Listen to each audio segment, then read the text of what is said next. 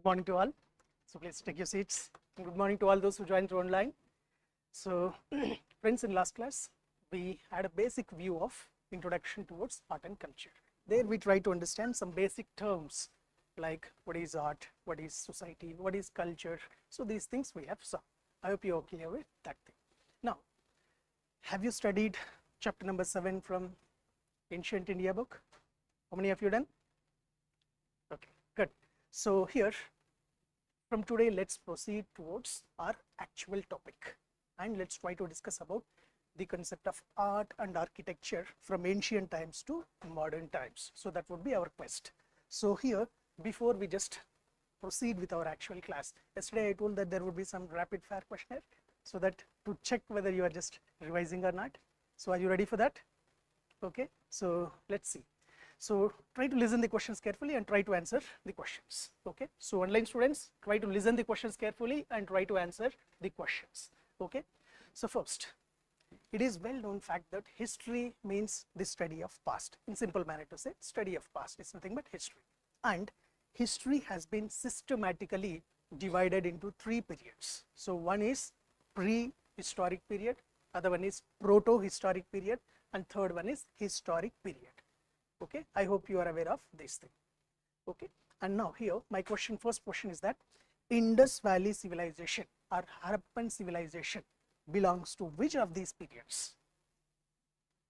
Whether it is pre, proto or historic period. Proto, are you sure? How many of you say proto period? Okay, now is that clear? What is proto historic period, what is prehistoric period, and what is historic period? So amongst these, if I ask you the question that if a period which has no written evidences of anything, then that period is known as, it is prehistoric period. That means the period for which there is no written evidences available, that is known as prehistoric. And proto-historic period means the period which has some written evidences, whether they have deciphered or not deciphered, that is known as proto-historic period. So if we talk from Indus Valley civilization, it has some written script, but it has not yet been deciphered. So that's why Harappan culture or Harappan civilization has been incorporated into, we can consider into proto-historic periods. Is that clear? Now, so which is the first site that has been discovered by archaeologists? Harappa, is that clear? And which is the largest Indian site amongst all the Harappan sites? Largest Indian site, largest Indian Harappan site. No, largest site. It is Rakhigadi. Rakhigadi. So where is Rakhigadi situated? Haryana. Very good. So is there any other Indus Valley Harappan site from Haryana? Banwali. So Banwali. So have you heard about Kalibangan? So Kalibangan is famous for which of the Kalibangan? One thing is fire altars, another thing is we can see the bangle factory there. Can you have that? Can you recollect that? And then when you see next things like simple things, we have found some great bath and great granary. And in which city we have found that? Mohenjo-daro. Okay, so which city is known as Mound of Death? Mound of Deaths. Mohenjo-daro. The literal meaning in Sindh language of Mohenjo-daro is Mound of Death. Okay, so that is one thing. And we have found some bronze dancing girl. So from which site we have discovered or excavated this? We have got it. Bronze dancing girl. Yes, it is Mohenjo-daro again. Okay, and then if you see some other important sites, like there is a city without citadel. Can you recollect which is that city? Very good. That is Chanhudaro. Chanhudaro is known as the city without citadel. Okay, let's try to understand. Even if you don't know what is citadel, I'll explain here, but it is for just a kind of recollection. Okay, and then if you talk about the script, so which kind of script or what was the style of script that they were having? What was this style of script? Yesterday we saw something. It is Boustrophedan style. we'll see what is that also. Okay, and then if you talk about some very important things like in which site or in which Harappan site we can see meticulous water harvesting system. Yes, very good. That is very important thing, and that is Dholavira. So in Dholavira we can have meticulous water harvesting system. That means reservoirs. So well established reservoir system was there. Okay, that is one thing. And there was a city which was well known for presence of dockyard. So where we can see, yes, very good, Lothal. So Lothal is well known for dockyard. So in which state Lothal is located? Yes, Gujarat. Okay, so that is one thing. So these are some of the basic things. So I hope you have gone through, it seems. So now let's proceed with our actual today's class. So here friends, first let us proceed with the concept of Indian art and architecture. So yesterday we were trying to understand what is architecture. Can you able to recollect what is architecture? What is architecture? Architecture means what?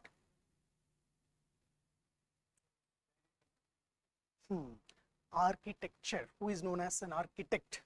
It is nothing but it is an art and science of constructions or art and science of designs. So that is nothing but architecture. So let us try to see from Harappan civilization point of view, and in Harappan civilization let us try to understand all the important aspects like art, architecture, sculptures and various other aspects from that. Okay, so here when you see some basic aspects, so when you see Harappan art and architecture, so first and foremost thing that we have to understand is the Harappan civilization is nothing but it's one of the most important urban civilization, so which has been flourished during the period of 2500 BC.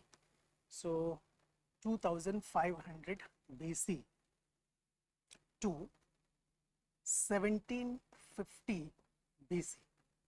So this was the period where Harappan civilization has got flourished, and we are saying that this civilization is urban civilization. When we are saying that urban civilization, first and foremost thing that we have to see as a part of art and culture is that we should try to study about the town planning of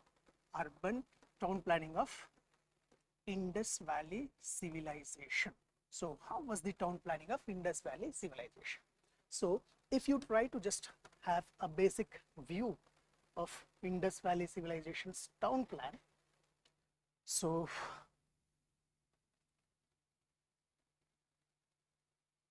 okay, seems it takes time for loading.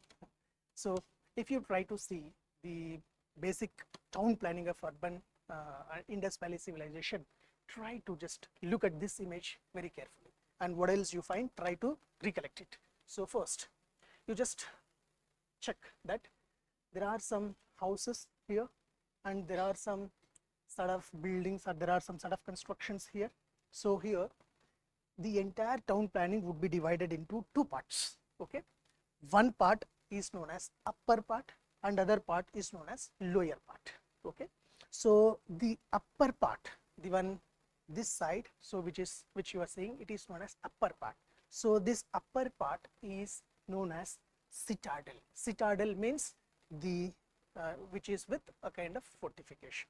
So citadel is the upper part. That means don't see it other way around. Upper part in the sense it should be like this. Okay, so upper part and lower part. So this is known as citadel, and lower part is known for it is meant for residence of common people or general people. That's all. Okay, and here you can see some markings also. So if you see some of the things that they were having, and it is believed that they had some sort of things like great bath, great granary, some assembly hall for discussion, and like there was basic religious places like temple. So all these things have been represented in this. So try to just remember this. Okay, then next thing, you try to check this pic also. So this was a map, like this was a map of Mohenjo-daro. So can you see this So first thing what you have to observe in this is that, check this. So if you see, the entire city has got fortified with fortification. Okay, there is a fortification or fortified wall here. So that is one thing that you have to observe. And second thing what you have to observe in this pic is that, can you see that this city, if there are settlements here, and in the middle of the city, can you see some roads? So this pattern is known as the grid pattern of the construction of the city. So city has been constructed with grid pattern, constructed in grid pattern. And as we were saying here, upper part and lower part, can you able to recollect from here? So here what you can see, this side which is located in the western part, so the western side of the settlement is known as the upper part, and it is also known as citadel. Can you see, it is the raised part, there you can see in the map, and this is the lower part. So here common men, general men or workers, they used to be there, whereas here this upper part which is also known as citadel, so here it is meant for aristocrats, ruling class, kings, and in this upper part only we used to have some other things like, let's say, great granaries. So usually this part is lower part, which is usually exposed to floods. So in order to preserve and in order to store the grains that are present in their city, so they used to store all the grains, food grains and all those things in citadel portion. Is that clear? So this is the basic thing. So try to keep this image so that you can just get connected with the things that we learn in the next portion. So here when you see the features of Harappan civilization or the features of Indus Valley civilization, first and foremost feature that we should see is, as we were talking, so the rectangular grid pattern. Rectangular grid pattern. Now can you recollect? That means city has been properly built like that. And in current situation, in contemporary times, we have very less cities with that kind of grid pattern of things. So can you recollect any city with grid pattern of construction throughout the state or throughout the city? Any particular state, sorry, any particular city with which has this kind of grid pattern of construction of roads and settlements? Yes, very good. Absolutely, it is Chandigarh. So Chandigarh is one city that has grid pattern of construction. Grid pattern means things will cut at the right angles. So this is one road going on. So at the right angles to this, another road will go, so that all the settlements would be located here. So that is known as grid pattern of construction of the city. So Chandigarh is one good example for that, and it is the contemporary relevance of this thing. Okay, so that is one thing. So next important thing, so we can see fortification of cities. So we were discussing about fortification of cities. So can you able to recollect now? Can you able to remember? Can you able to recollect now? So now the city has been constructed with fortified walls. So what was the purpose of fortification? What was the purpose of making walls around the city? Means there were some reasons. First reason is that usually the Harappan cities or Harappan sites or the Indus Valley sites, they were situated all along the banks of some rivers, that is Indus River and some of its tributaries likewise. So usually these sites were used to get flooded with the rivers. So in order to protect from the floods, that is one reason. Okay, so protecting from floods is first reason. Is that clear? And second thing, in order to protect from outside interference, it could be robbers, it could be like cattle thefts or cattle trespassers, so cattle riders. So in order to protect from all external things, they have fortified their cities. Is that clear? So that is one another important aspect. And next important fact is that division of cities. So third important point that we have to see in the case of settlements is that division of cities. When I say the division of cities, as we were discussing, city has been divided into two parts, upper part and lower part. So western part, that is upper part, So it is known as citadel. Citadel means like they which would be there in a higher elevated portion, and that is one thing. So this is how city would be divided into two parts. So that is one thing. And then what kind of material has been widely used in construction of various things? So that is also we have to understand. So when we basically see that, so most of the constructions were made by using burnt bricks. Okay, so that is one thing. So mud bricks or burnt bricks, they have been used in the construction. So that is one other important thing.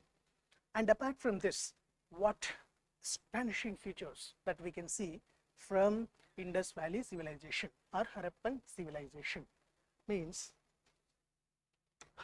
yes, here in this pic also you can see things related to division of cities. So can you see, this is basically citadel. So which would be there in upper or raised platform, which is constructed with a kind of platform. Like let's say this is podium. So this podium is slightly elevated. So like that also there it would be constructed by using mud bricks. So on that the structures would be built. So that is how it would be there. So division of cities. And there we have got some great bath. So this great bath, where did we see? Where did we found or excavated this great bath? From which site? Mohenjo-daro. So Mohenjo-daro, we have got it. So this is one thing. So we can see all these things from Indus Valley civilization point of view. And other important thing is that there was also we got some sophisticated drainage system. So here when we are saying about drainage system, at current times we are having this much of advanced drainage system, but during that time, during 2000 BC time itself, they have had extensive and sophisticated drainage system. That means here each and every house was connected to the drainage. So and as the city was constructed in grid way, so that was very easy for each house to get connected to this one. So that is another important. Is that clear? So these were some of the important aspects from the town planning of the Indus Valley civilization. So that is one thing that we have to first have idea. So just keep the heading art and architecture. Keep the heading art and architecture of Harappan civilization. Art and architecture of Harappan civilization.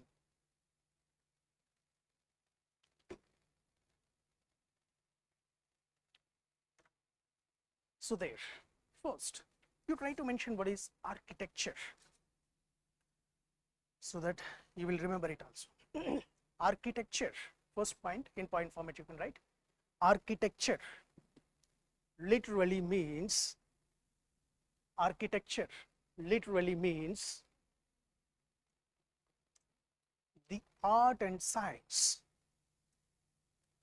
the art and science of designing, the art and science of designing structures and buildings, structures and buildings. Okay, so keep a full stop and mention in the next point.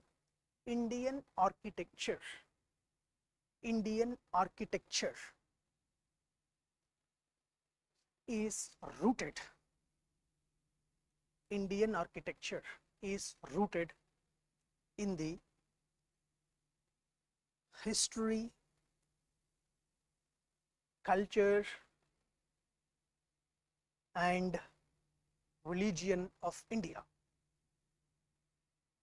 History, culture and religion of India. Okay, then in next point you mentioned that the story of Indian architecture, the story of Indian architecture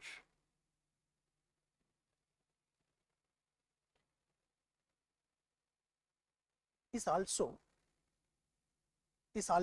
a story of evolution, story of evolution from ancient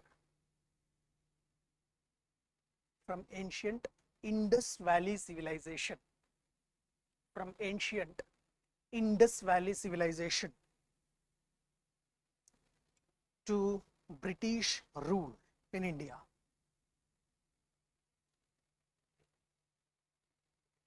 British rule in India. Okay. Then next you keep one small subheading mentioning art and architecture of Harappan civilization.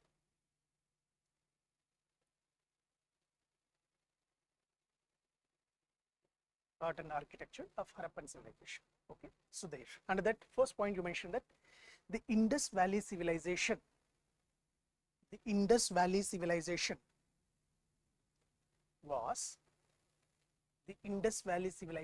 was an urban civilization.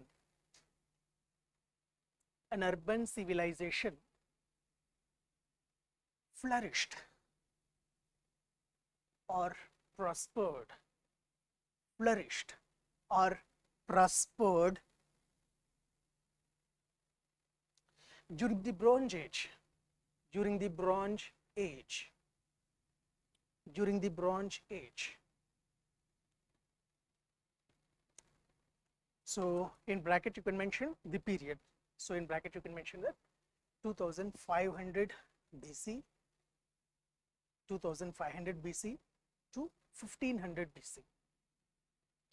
It is broad categorization. Okay, 2500 BC to 1500 BC, Bronze Age. Okay, so there, keep a full stop. And in next point you mentioned that it is one of the contemporaries of. It is one of the contemporaries of. It is one of the contemporaries of Mesopotamian and Egyptian civilizations.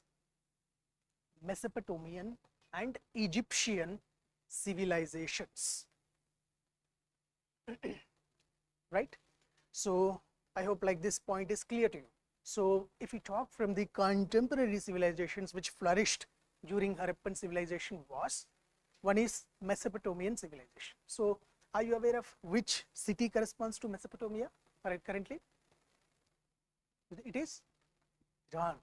Okay, so this Mesopotamian civilization is this one, and Egyptian civilization is the other thing that was contemporary to that particular period. So then next point you mentioned that the remnants of civilization, the remnants of this civilization, the remnants of this civilization have been extensively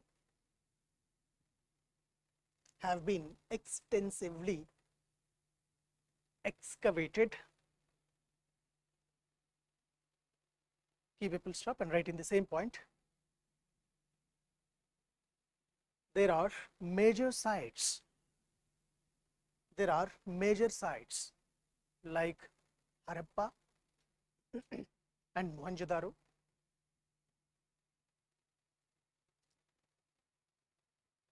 and some minor sites like Banwali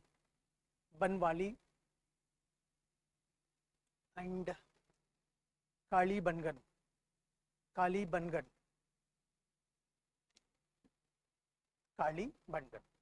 So this is one thing.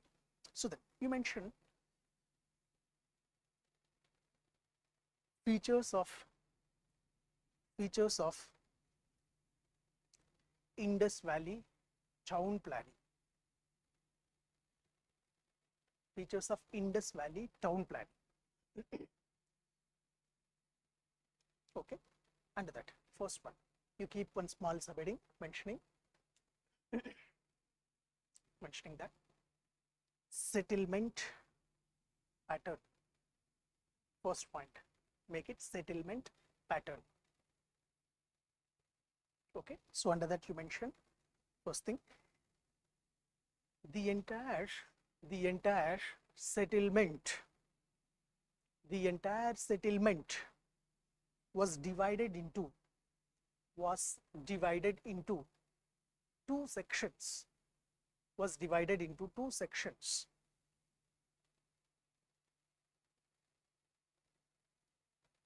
One smaller one and one larger one. One smaller one and one larger one. Okay. Keep a comma and mention, keep a full stop and mention at the same point.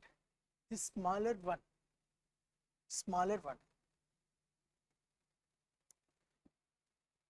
is known as citadel.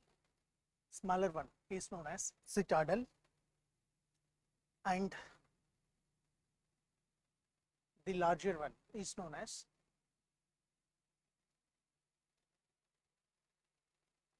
lower town. Lower town. Okay. So correspondingly, you can also say it as like upper town and lower town. Okay. So there you just make one basic tabular column. So there you mention things like, one thing is citadel and other one is lower town. So you mention this demarcation. So first point in citadel, you mention that, located in the western part. Where is it located? Located in western part. So first point in lower town, you mentioned that located in the eastern part.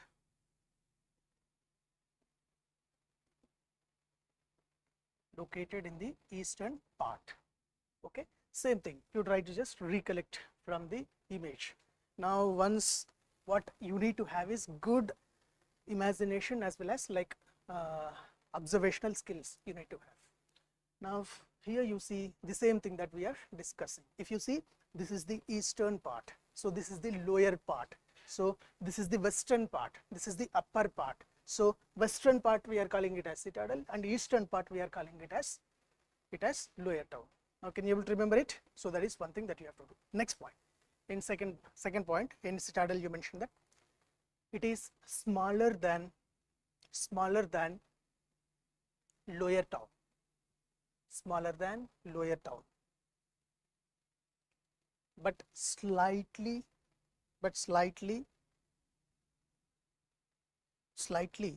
elevated,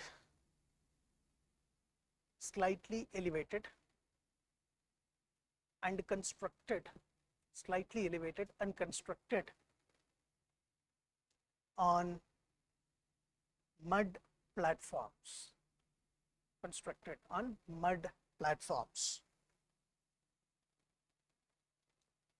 Okay. Second point, in lower town you mentioned that it is larger than citadel. It is larger than citadel and slightly located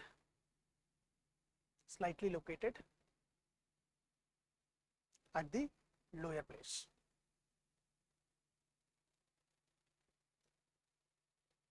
Okay, slightly located at the lower place. Okay, then third point in citadel you mentioned, third point,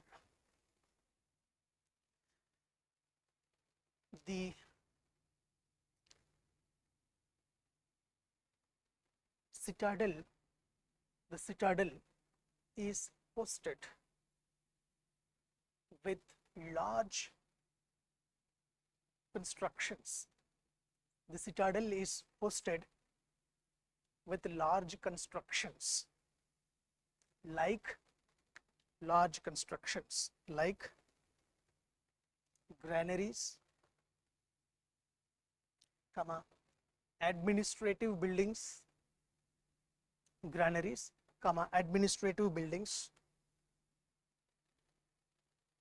pillared halls,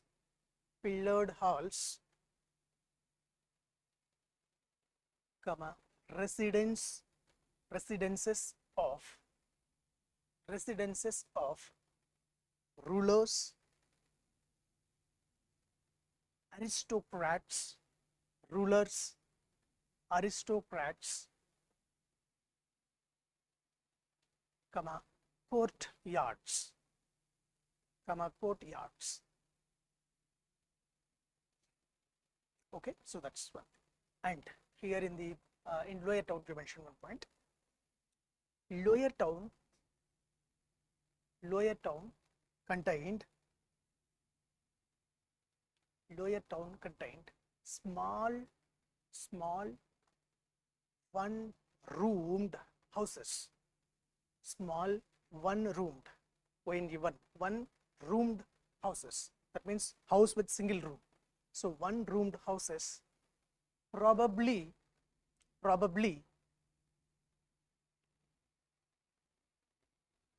designated for common man, or working class, common man or working class people.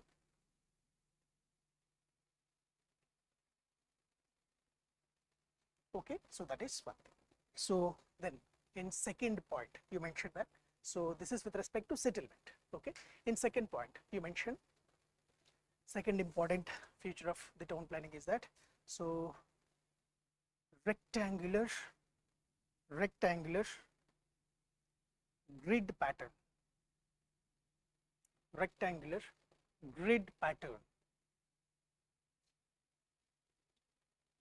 Okay, so under that you mentioned, keep a hyphen and mention the cities were constructed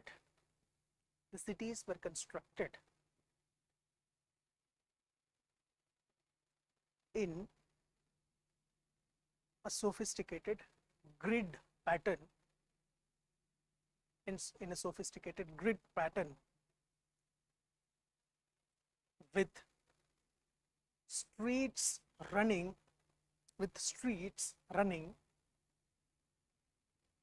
north to south and east to west direction, north to south and east to west direction.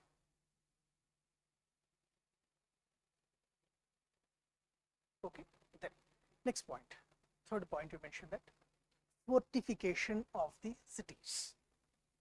Fortification of the cities. Fortification of the cities. There you mentioned that, under that, keep a hyphen and mention that the Indus Valley cities, were very well fortified,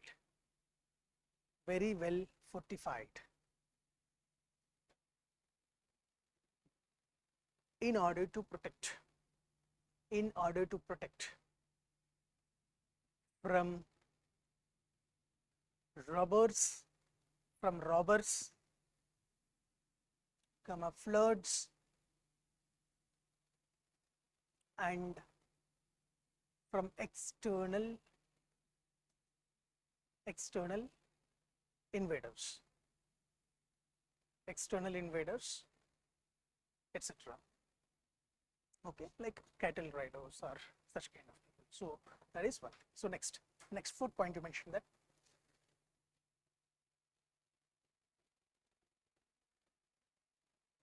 meticulous water harvesting system. Meticulous water harvesting system. Okay, keep a hyphen and mention the Indus Valley cities. Indus Valley cities had also a meticulous means it is well with accurate measurements, meticulous water storing and management systems. Okay, keep a comma and mention a systematic water management system, systematic water management system was found at Dholavira, at Dholavira.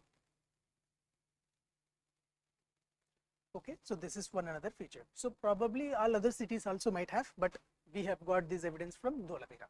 So probably all other cities also might have that. So that means when we are saying it as civilization, during that time, the technological advancement, when we are seeing in one city, it would have been in other cities also, same things might be possible. That is one. And then next point you mentioned that sophisticated drainage system, sophisticated drainage system. Okay, keep a hyphen and mention Harappan cities had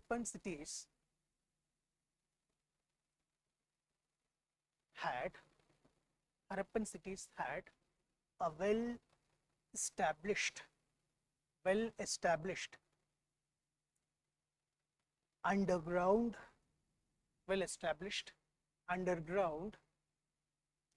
drainage system,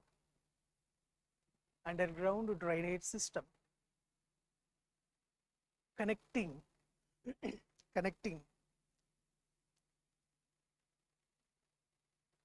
each house of the city,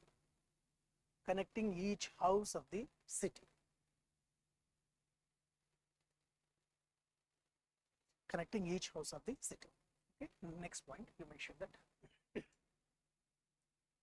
other important features,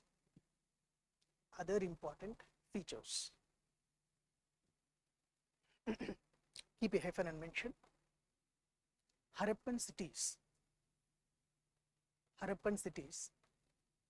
had also equipped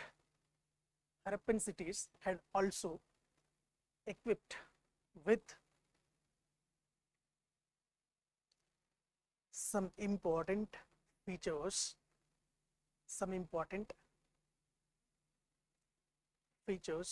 like great granaries,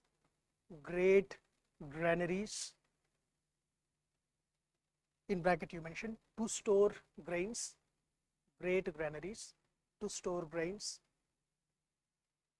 comma, great bath,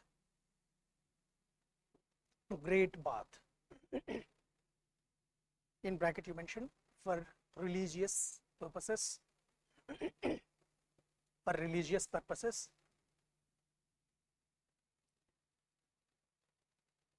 etc.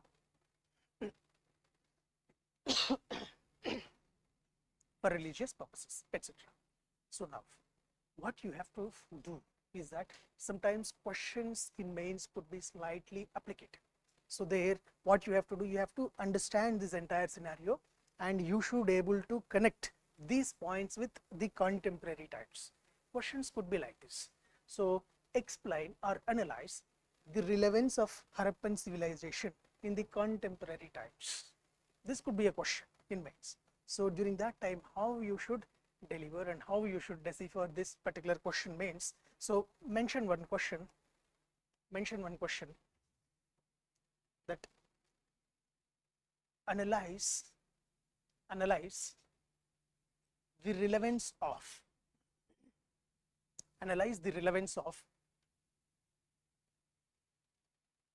Harappan Valley Harappan civilization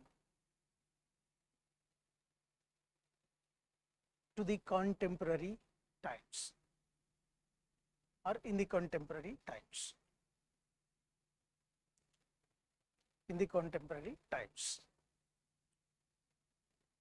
Okay, so how you have to decipher it and how you have to just proceed with this if question is like this. So then basic, you try to provide one basic introduction about the Harappan civilization, so which we have written like it has got flourished during this period and all those things. So those points you mentioned, basic introduction, and then you mention point by point relevance with respect to things. Like first thing, you can pick the points like, let's say, the grid pattern of construction. So you can pick this point, and now you can say that Harappan cities or Harappan civilization were having grid pattern of construction of cities, which can be noticed in some of these cities like Chandigarh.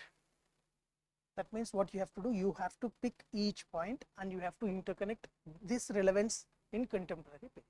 Like that. For that, what you have to do, try to research something when you go home. Try to research that these kind of features where they are available. That you have to do. Let's say, for example, if we talk from the concept of great granary. So we have great granary, we found great granary.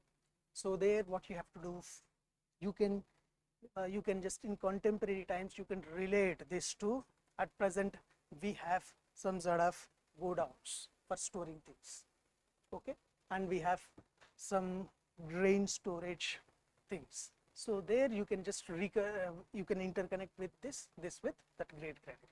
Okay, so where did we find great granary? From which city? Mohenjo-daro. From Mohenjo-daro we found it. And there was other thing like 2 rows of 6 granaries also were found. Can you able to recollect that? 2 rows of 6 granaries were found. In which city? Yes, it is from, good, it is from Harappa. So these kind of things you have to be aware. So such kind of things would be in pre, and this kind of analytical questions would be from mains. Okay, so that is one thing that you have to remember. And you can also mention some other things like fortification of the walls or water harvesting systems, drainage systems. So you can collect, you can connect, and you can mention like that. So that is how you have to just pick the points, and you have to interconnect. Like in contemporary times also we can see the meticulous drainage system. So in most of the cities we have this, and we should work on that, improving this kind of underground drainage system, taking inspiration from Harappan civilization. So that's how we have to connect that. Is that clear? So that could be one way of asking questions. So that is with respect to our town planning of Indus Valley civilization. So now let us move on towards the sculptures of Indus Valley civilization. What kind of sculptures we have got? Okay, so are you aware what is a sculpture? Sculpture means what? Sculpture means what? Sculpture is nothing but any 2-dimensional or 3-dimensional images that we have created. They are nothing but sculptures. So sculptures are nothing but images. So like for example, if you see that, that is also like one sculptural element like we have made. We can make like that. So that is one thing. So now if we try to look at the Harappan sculpture, first and foremost thing is that we have some sculptural things we have got, and amongst that, first and foremost thing that we have to discuss and remember is that we have got some stone statues. Okay, we have got some stone statues, and mostly the stones that have been used during this period was, one was steatite statue. Steatite is one material. Like sandstone we will say, in the similar fashion, steatite is one another material. So here what we have got, first and foremost thing is that we have got 2 important statues. One is nothing but the bearded man, and other one is nothing but a torso in red sandstone. Here what you have to observe and what you have to keep in mind is that you don't simply listen to this and you process that. This bearded man was made of steatite, material is steatite, and this red torso, so you can see the red torso, so this is made up of red sandstone. So what you have to keep in mind and process is that these kind of materials were used. So question in pre could be, which of the following materials have been used in the sculptures of Indus Valley civilization? That could be one. So there they'll give options like white sandstone, red sandstone, amets, or they'll give like steatite, etc. So there you have to pick 1 and 2 or such kind of things. So in that kind of questions, it may be picked and asked. From that point of view, you should be focusing on the material used. Okay, so with which kind of material the Indus Valley cities have been constructed? With what material? Bricks. What kind of bricks? Whether it is cement bricks or mud bricks or baked mud bricks? Yes, so that you have to remember such kind of things. So now, first let us see that what is a bearded man and what does it signify for us. So we have to decipher that. So this is bearded man statue we have got. So if you see this picture, actually it resembles like a kind of priest king. Okay, so it is probably, it would be an image of priest king. And what things we have to observe in this particular sculpture will try to explain us about the, can you see here a shawl? So a shawl has been draped on the left shoulder. So we will get an evidence of textiles of Indus Valley civilization on this. Okay, so what things we can see in this is, first and foremost thing is, a shawl has been draped on the left shoulder of the priest.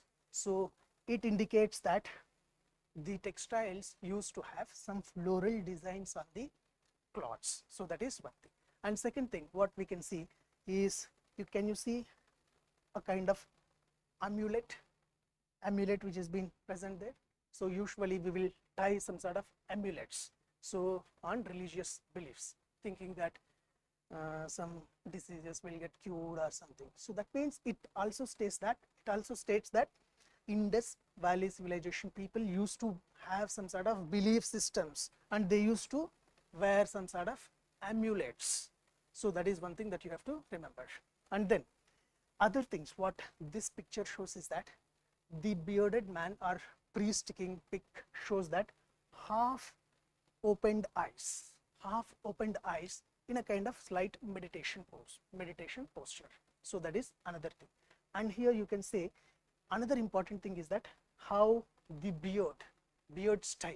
So that means it is to state that at that time, during that times itself, they used to have this kind of conscious of aesthetic sense. So all that kind of things that you have to remember.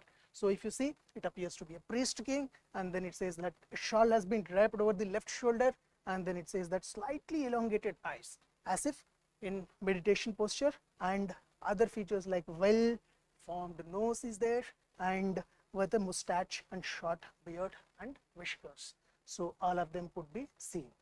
So now is the recent trend of wearing beard, but which has already been used in 2500 BC by the Indus people. So now always things will resurf again. Na? So that's how. So that is something. So you should remember and you have to keep these things in mind. So that is one thing. So is that clear? So another thing, when we talk about the textiles of Indus Valley civilization, it is that during winters, the staple cloths that they were using was cloths made by cotton. Sorry, in winters, cloths made by wool, and in summers, cloths made by cotton. So cotton cloths and woolen cloths were used during that time. So that is also some evidence that we have got. Okay, remember two things. One is, this is made by steatite material. Okay, and this is made by red sandstone. So remember those two things. So this is one statue that we have got. So statues that we have got. So next, what we have to see is that, so next we have some other sculptures, bronze sculptures we have got. So here they used to create the bronze sculptures. Bronze is a metal. So if we talk from the periods point of view, can you able to recollect the periods in chronological order? Can anyone say, like Paleolithic, Mesolithic, likewise, can anyone say for the clarity for others? So if we talk from one is Paleolithic period, good. Mesolithic, good. Neolithic period, very good. Then Chalcolithic, are you sure? Chalcolithic, okay. Then very good, Bronze, and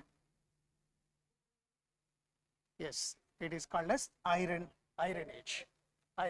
Very good. So Paleolithic, Mesolithic, Neolithic, that means these are all known as lithic period or Stone Age. Lithic or in simple way to say Stone Age or lithic periods. So Paleo means old, Meso means middle, Neo means new.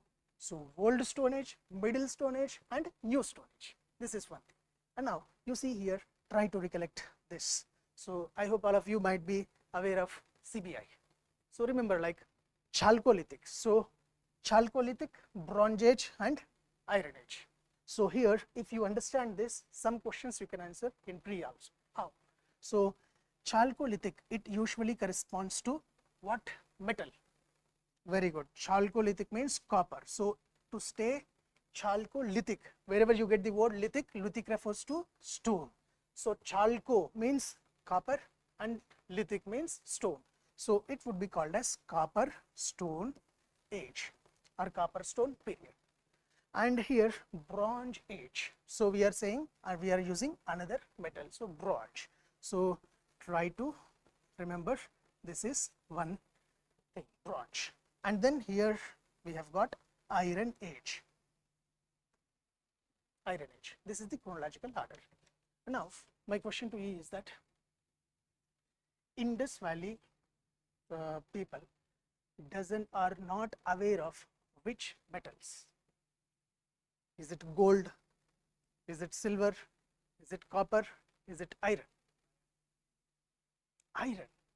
Are you getting that? So that means till this period, iron has not been systematically invented. That's the thing that you have to think, because Iron Age starts after Bronze Age.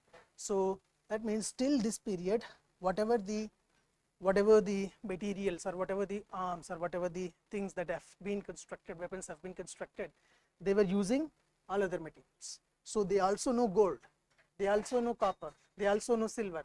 So by that time it has been evolved, but iron has evolved later. So Iron Age, it corresponds to basically, so as one student was saying, it is nothing but it is the Vedic period. So our Vedic civilization. This is one thing. That means iron has been introduced in Vedic period. Vedic period means, like, can you able to recollect Aryan invention? Aryans. So from there onwards you can have that. So remember these things. So these are very important things. So, and here very important thing that we have to keep is that, so this Bronze Age, we are talking about Bronze Age, and Harappan culture is a part and parcel of Bronze Age. Can you able to remember that? So as it is belonging to that period, one important sculpture and some important sculptural figures that we have got from this is bronze figures, bronze sculptures. So that we have to understand. And one peculiar and one very iconic bronze sculpture that we have got is bronze dancing girl. So from which city we have got this bronze dancing girl? It is again from Mohenjo-daro. Okay, from Mohenjo-daro we have got this. And here what we have to understand and what we have to identify. So this kind of bronze sculptures have been created by using a technique called lost wax technique. Okay, the technique is known as lost wax technique. So try to remember this. So can you see here lost wax technique? So here important thing is that we have to understand what is lost wax technique and how they used to create. So that is one thing that we have to understand. So when we say the word lost wax technique, so there the name itself, it says that it is using something like lost wax. So what does it include? Means here what they will do. Now think, they want to make anything. Let's say they want to make this particular sculpture. Let's assume that this is the sculpture. Okay. Now they want to make this this image by bronze sculpture. What they will do? They will take wax and they will make an image of this particular thing by wax. Okay. So first what they will do? They will make a wax image.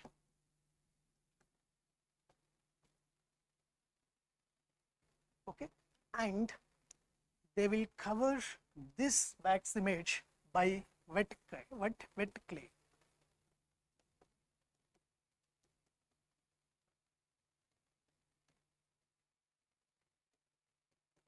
So wet clay, they will use it, like usually clay we will use to this. So this wax image would be covered by wet clay, so they will fix it and they will let this to dry.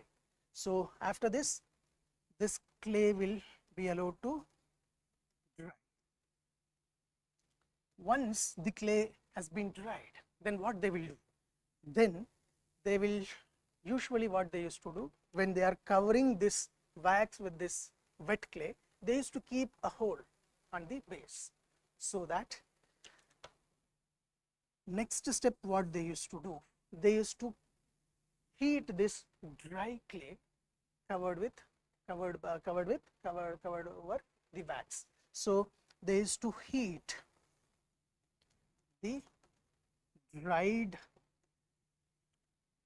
clay covered with wax image. So what happens now? You think that there was wax inside and there was clay covered in this, and now it has got dried, and now I am just heating it. When I'll heat it, and usually I'll be keeping one sort of hole here. So when I heat it, so obviously due to that heat, the wax used to get melt and wax used to get come away. So due to this, what used to happen? So we will get a kind of clay mold. So clay mold used to be done. It used to be prepared. So after this, we will get a kind of clay mold. And to this clay mold, what they used to take? They used to take bronze, molten bronze, and they used to drop this molten bronze into this particular clay. So then what will happen? So bronze will be poured into this, and they used to let it settle. So molten, they used to cool off this bronze, molten bronze, and thus finally what they used to do, they used to remove this mold from the top. So this is how this finally bronze sculptures they used to create. So here key step is usage of wax. So wax can be moldable easily, so we can carve easily. So they used to do this. So here in the entire process, the important step was this one. So here wax was getting lost, and through wax is the key thing. So that's why this technique is known as lost wax technique. Are you able to remember that? So first, this is the things, wax image creation, then over that wet clay will be placed, covered with that, and then it would be allowed to dry, and there, like, it would be heated. During this process, lost wax will be lost, and then more kind of clay mold will be made, and through this clay mold we'll be adding and we'll be pouring molten metal. So if it is bronze, bronze sculpture; if it is copper, copper sculpture, that is. And the kind of this technique also relevant in current times. Okay, so now also we will use this kind of technique for creating sculptures. That is one other thing that you can keep in contemporary relevance. So this is one thing. So this is lost wax technique of creating sculptures. So one of the important sculptures that we have had is bronze dancing girl, and here we have to understand the important features of this bronze dancing girl.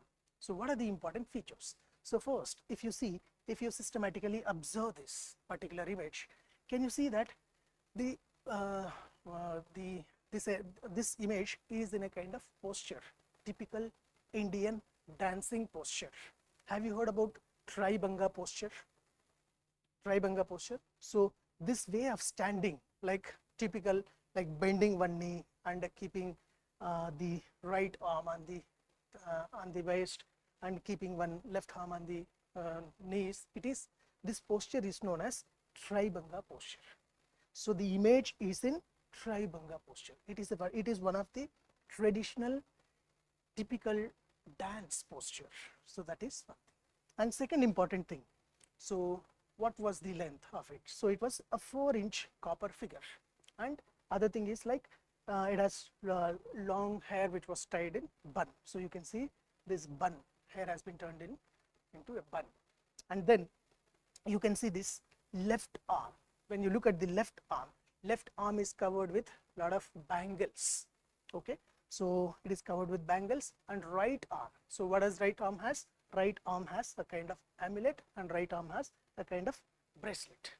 One bracelet is there for right hand, one amulet is there for right hand, and lot of bangles are there for left arm. So this is one thing. Can you able to remember that? So that is one thing. And other thing, around the neck you can also see one cow shell and this cow shell necklace. So this is also present. So that means they used to have some sort of ornaments like necklaces, they used to have beads, they used to have this kind of bangles. So in which city we had the factory of bangles? Bangle factory? Kalibanganj. The name itself it says that bangle. Okay, so that is one thing. So bangle factory, so that is one thing. So posture, remember this Tribanga posture. When we go to dance forms, this posture would be important for us. So Tribanga posture, so that is one thing. And other thing is that it was found in Mohenjo-daro. So these are some of the important things that you have to remember. Okay, so that is with respect to this bronze dancing girl. So now can you able to remember this? So then next thing what we have to see, first we have got some stone statues, second we have got some bronze sculptures, can you able to remember that, and third we have got some terracotta images. So what is terracotta? So are you aware of what is terracotta? Terracotta means what?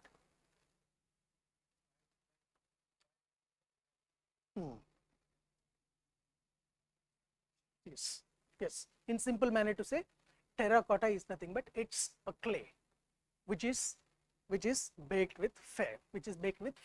So fire baked clay is nothing but terracotta. That's it. As simple as that. They are nothing but clay. Okay, so terracotta. So we have got some terracotta images. So amongst the terracotta images, so important terracotta images, one of the important terracotta images that we have got is the image of Mother Goddess. So the image of Mother Goddess we have got from which city? Harappa. So from Harappa we have got the image of Mother Goddess, and this is made up of terracotta image. And if you look at some of the important features of this particular thing, usually this Mother Goddess images were found in many cities. It's not only in Harappa, but we found it in Harappa, and in many other cities also we found this particular images. So this symbolizes a kind of female deity, could be probable female deity that they used to pray, and it symbolizes, can you see a kind of headgear present on this, and can you see a kind of shawl, which is like a necklace draped kind of thing. So this was a kind of image that we have got from Harappa. Okay, so Mother Goddess image made up of terracotta. So that is one thing. So this is one thing. And similar such kind of images, similar such kind of things made up of terracotta also found for us. So there were some sort of wheels, there were some sort of whistles, there were some sort of rash, discs, birds, animals. So many things made up of terracotta. So mostly used material was terracotta for making images. So this we can infer from this. So that is one of it. And then if you look at next thing, so we have got some seals.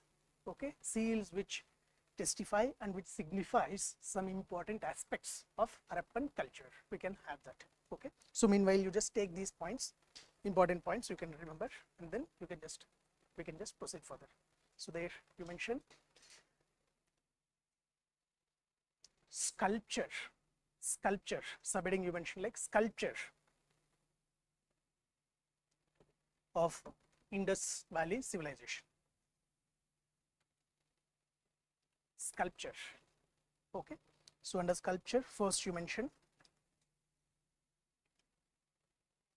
stone statues stone statues.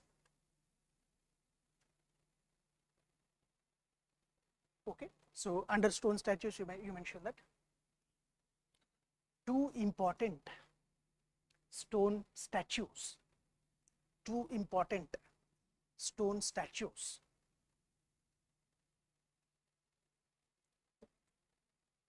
got from Harappan civilization, where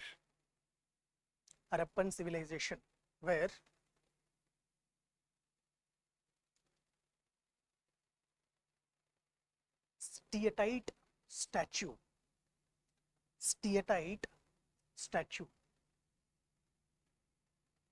So are you clear with the spelling? So it is steatite statue of bearded man. Steatite statue of bearded man. Make a hash, make a slash and mention priest king.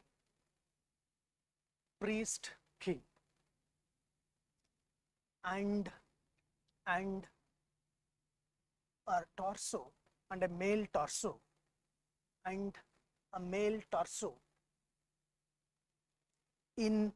red sandstone. A male torso in red sandstone. Okay. Then next point you mentioned that this steatite statue,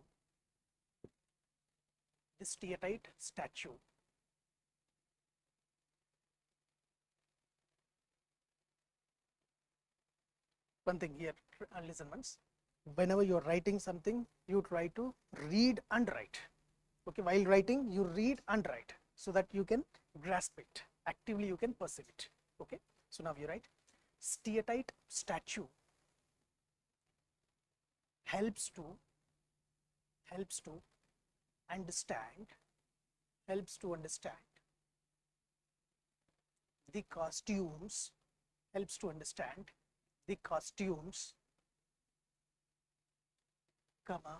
beliefs,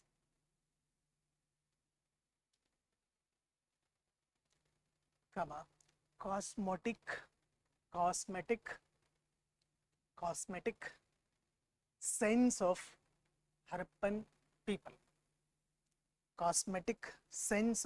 Harappan people.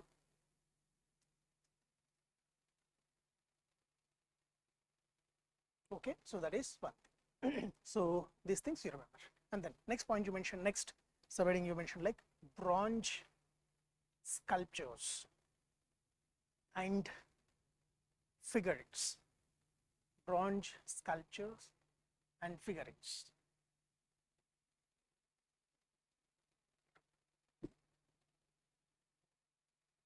Okay, so under that you mentioned during Harappan times, bronze sculptures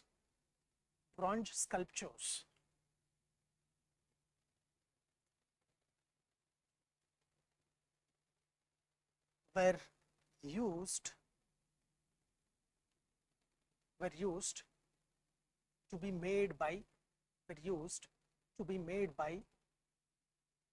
using a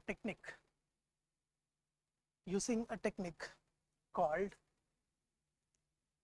lost wax technique.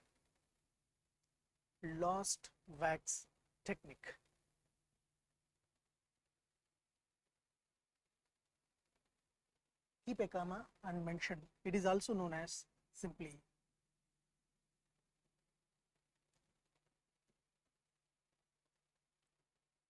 Serre Perdue technique.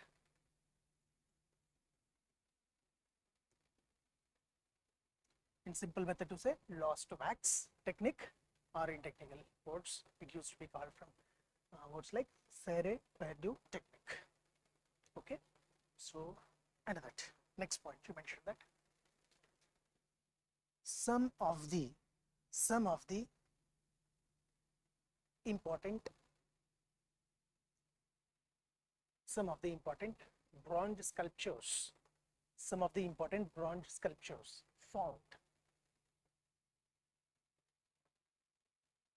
Where? Found where? Bronze dancing girl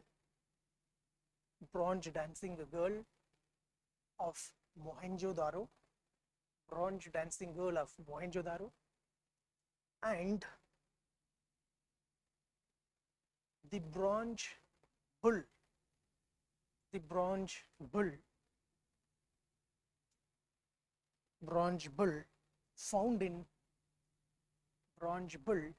found in Kalibangan.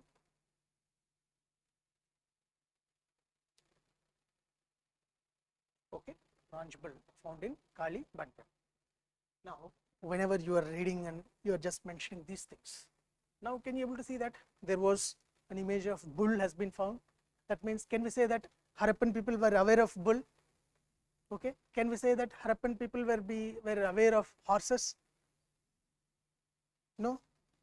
So yes or no? How many of you say yes? Okay, how many of you say no? Okay, so what about online students? What do you say? Does Harappan people were aware of horses or not?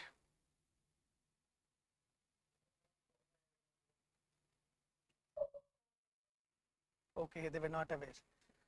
Okay, now those who say yes, can you back your point?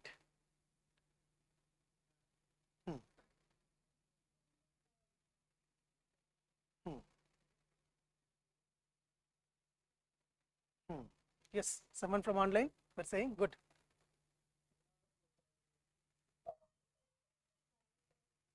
Okay, elephants and rhinoceros were found. Okay, we'll see. That's good. So she is bringing another thing. Now we were discussing about the horse. So when we talk from horse point of view, it is that the remains of horse bones were found in one site called the Sarkatuda.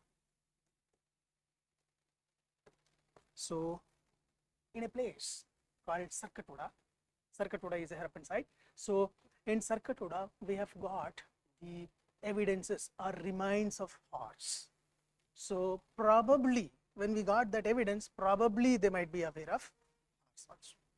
Is that clear? So it was not a clear evidence, but still when we got the evidences of horse, means like bones of horse, so that we can say that slightly they might also be aware of, they might also have the thing for horse.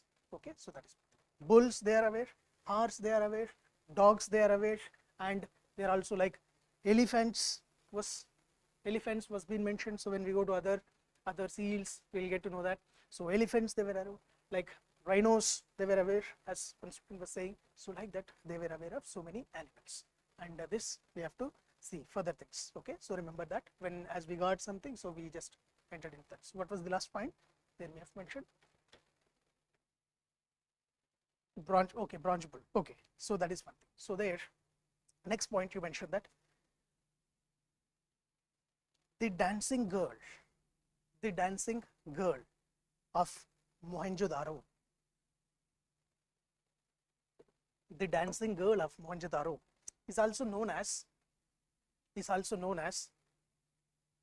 the world's oldest world's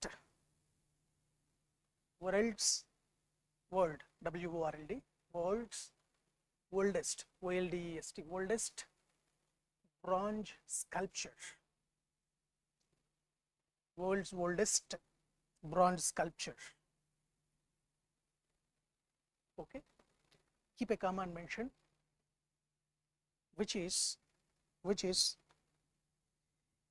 typically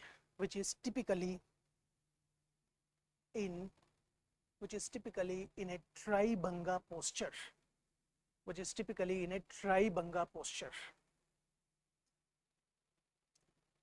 tri-banga posture.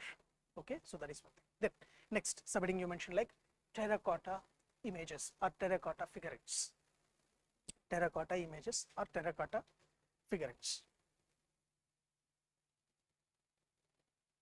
Okay, under that you mentioned these sculptures were made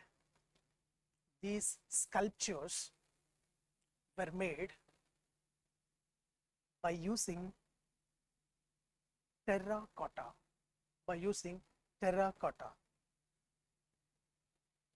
in bracket you mention fire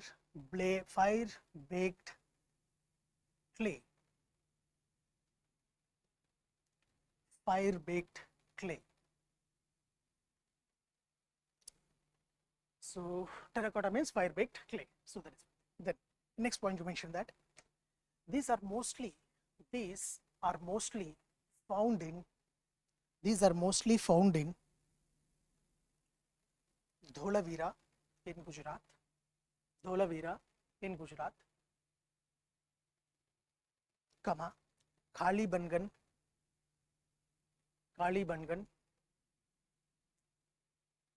and numerically lesser than bronze sculptures.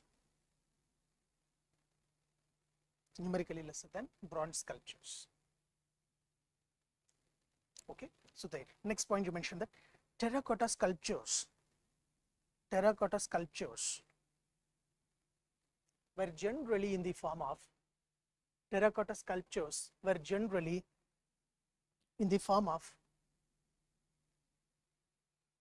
miniature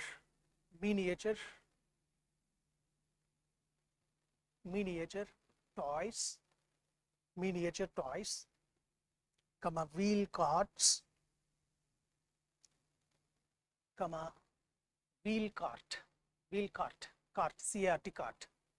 carts, animal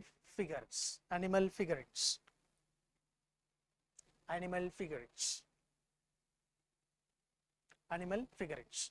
Next point you mentioned that the best known terracotta figurines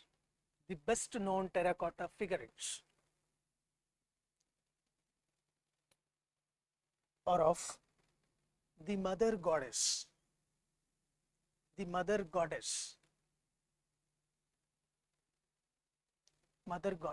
and the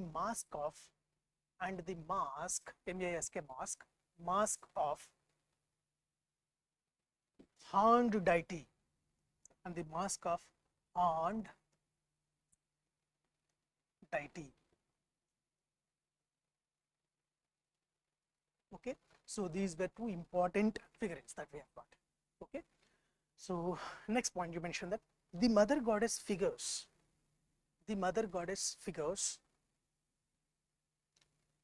are popular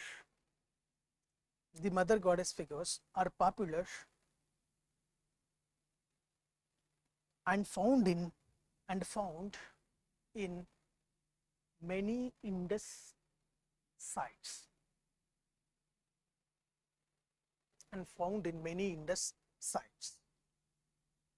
Okay, keep a full stop and write in the same point. It depicts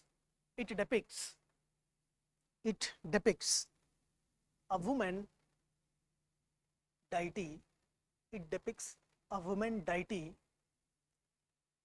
Adorned, A-D-O-R-N-A-D, adorned with necklaces and headgear, H-E-A-D, head, G-E-R, headgear. Okay, so this is with respect to the terracotta figures. Okay, so try to remember there was one headgear and there were some lot of necklaces on the body. So that is one thing. And then next we have to understand about some of the important aspects. Other aspects were like we have got some seals. So now what were these seals and why they were being used and with what material the seals have been made, and all those things we have to understand. So first and foremost things, it is a very well known fact that Indus Valley civilization used to have good commercial relations and it used to have trade and commerce with other civilizations, and other contemporary civilizations like Mesopotamian civilization, like Egyptian civilization, they used to have good trade and commerce relations. And evidence to this we have got by using seals.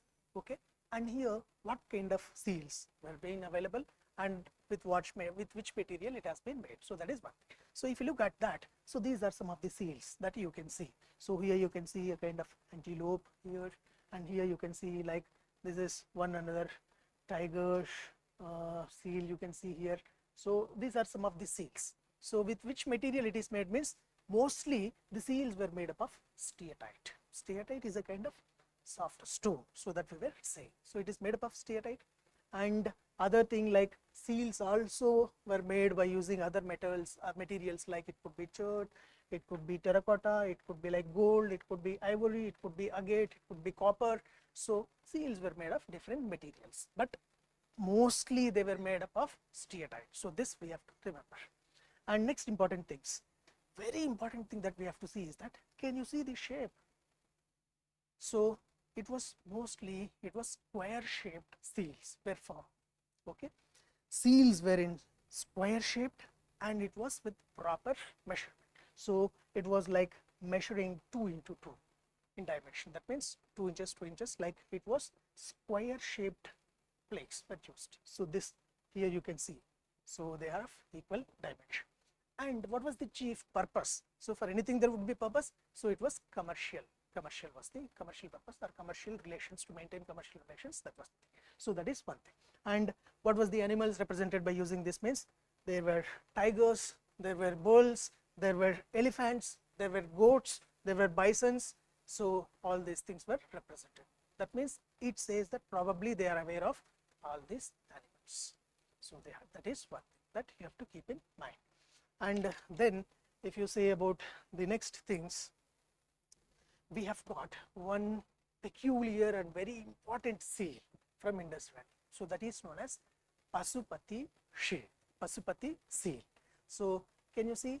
So is it clear for you? So Pasupati seal. So this Pasupati is considered as Proto Shiva. Proto Shiva. That means probably Indus Valley people used to just worship the gods or goddesses like Proto Shiva, Pasupati, and Mother Goddess. So that was one thing. So it is believed that that would be one thing. And here what we can found is that the Pasupati seal, can you see here, there is one male deity sitting in a sitting posture with a cross-legged posture. Can you see cross-legged?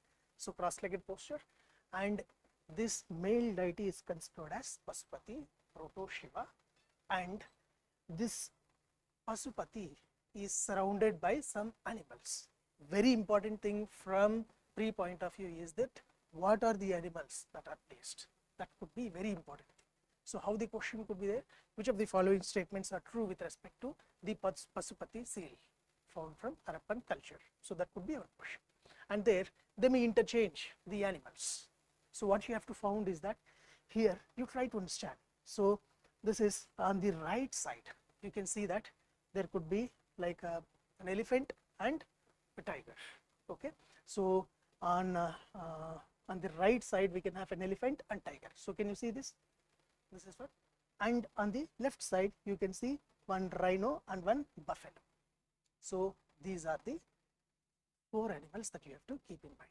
And below to this there were some antelopes. There were some, can you see this small antelope? Antelope means like it's like the deer with the horns, it will be there. So that. So antelope. So these are the things. So you have to remember. So very important thing is remembering which animals are on which side. So you can remember, like let's say for example, you can remember, okay, right, you can remember like that. Okay, elephant and tiger on the right side and buffalo and rhinos on the left side. So this is very important to remember. So you can remember like that. Buffalo, rhinos, elephant and tiger. So these are the 4 elements that. And along with that, at the bottom they had the two antelopes were depicted. So these are the animals that are present. So probably these are the other animals that they know. So that is one thing. So that's one thing. So now let us see some other things, like if you look at the other aspects. So now we can think and we can just learn about what are the different types of pots and pottery available. So before that, let's write about this and then let's proceed. So there you mentioned next subheading as seals. Seals. Okay, Harappan seals are seals. Under that you mentioned that the seals were primarily made of steatite,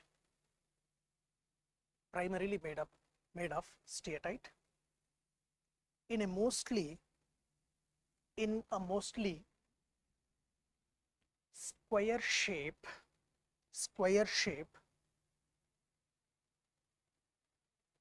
with a dimension of 2 into 2, 2 cross 2 dimension, 2 into 2 dimensions. Okay. And then next point you mentioned that other materials used to make seals were terracotta, copper, gold, agate, ivory,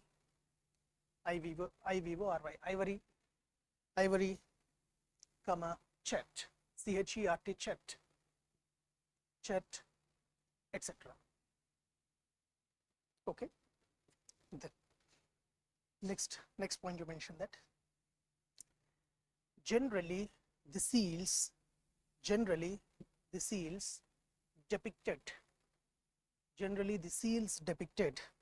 the pictures of animals. Generally the seals depicted the pictures of animals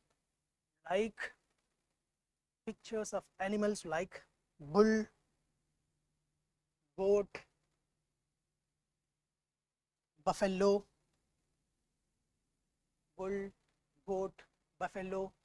rhinos, tiger, elephant,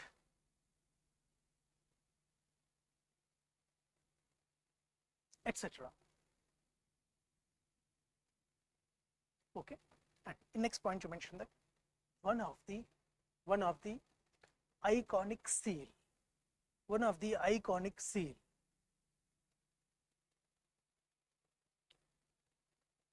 got from Harappan civilization was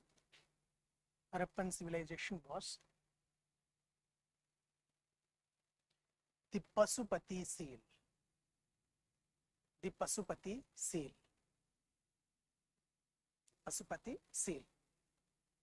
Okay, keep a comma and mention in the same point. This is a seal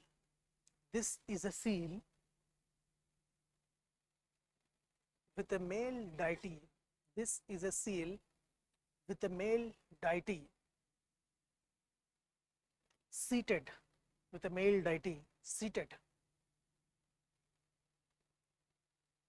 cross-legged,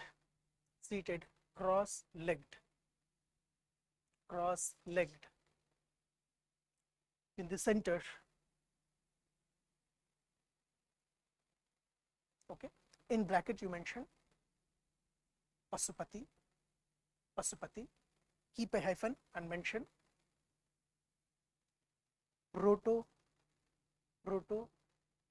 Shiva. Okay, close the bracket.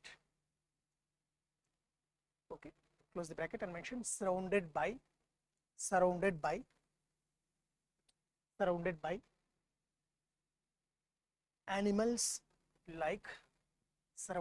animals like buffalo and rhinos. Buffalo and rhinos on the left side. Buffalo and rhinos on the left side, and elephant and tiger, and elephant and tiger on the right side. Elephant and tiger on the right side. So somewhere you mention, like for a mnemonic you can mention like BRET, so that you can recollect it in the future time. Okay. So that is one thing. So this is one thing. And two antelopes,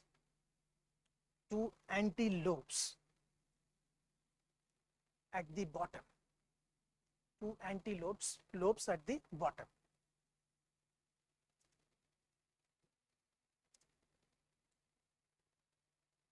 Okay, so that is one thing. So these are some of the seals that we have got. So remember, that is one important thing. So material with which we have made, that is one thing. And then next thing we have to see is with respect to the pottery. So with what is the pottery that is available. So here if you see the pottery that is available from Harappan thing is that mostly two types of pottery were seen. So one thing is nothing but the plain pottery, and other one is nothing but painted pottery. So what was the purpose of this, and which kind of painted pottery was available? So in every period you will be getting some pottery and the type of pottery. So you have to remember which type of pottery it is. So it is one of the favorite area for UPSC. It asks like ochre colored pottery is present. It gives in match block, or some of such things, or like red pottery painted with black. So such kind of things UPSC will be asked. So be clear with this thing. So here one was plain pottery, other one was painted pottery. So the plain pottery, what was the material with which it is made is, generally it is made up of red clay. So usually red clay and with or without any gray slips. So gray slips, so that kind of markings. So that is one thing. So plain pottery was there. And other thing was painted pottery. So the peculiar painted pottery that was found in Harappan period. So underline and remember this, that red and black pottery. So very, very important, red and black ware. So that is one thing. So RBP, red and black pottery. That means on red material it would be painted with black paint. So can you see this? This is one typical image of painted pottery that we can have from Harappan culture. So that is one thing. So this is one thing. And apart from this, there was a kind of perforated pottery was also available. Perforations means like at the bottom they used to keep some small holes, or in the body of the pottery they used to keep some holes. Like now also, if you think, if anyone love to go for gardening activities, if you are just growing the plants, so when you purchase this gamla, then you will place some holes. So why? To drain water or for aeration, all those things. So it is believed that when they are storing these grains, usually when they are storing something in this, so there was for aeration or such purposes. That was one thing. So that is one thing. So this was the kind of pottery that was available. And in this you have to remember only this one, red and black pottery. Very, very important is red and black pottery. So that you have to remember. Okay. So mention about the pottery. Keep the subheading pottery. And there you mention that in Harappan civilization, plain and painted pottery were found. Plain and painted pottery was found. Okay. And the second point you mentioned that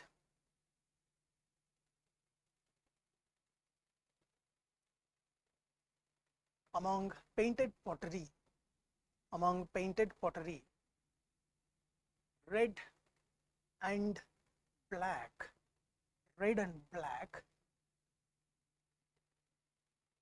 polished ware red and black polished ware, VARE, polished ware, pottery was familiar, was familiar. Okay, so that is one thing. So red and black paint. So in bracket also you can mention red and black potter. So remember, that is one.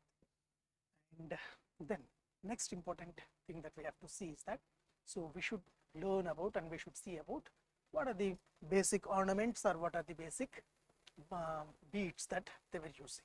So here beads and ornaments, that also shows their cosmetic sense. So now at present, like we say in our society, we can see that women wearing all the ornaments, but at the time, what was that? That was a general neutral society, that we can say that both male and female used to wear the ornaments.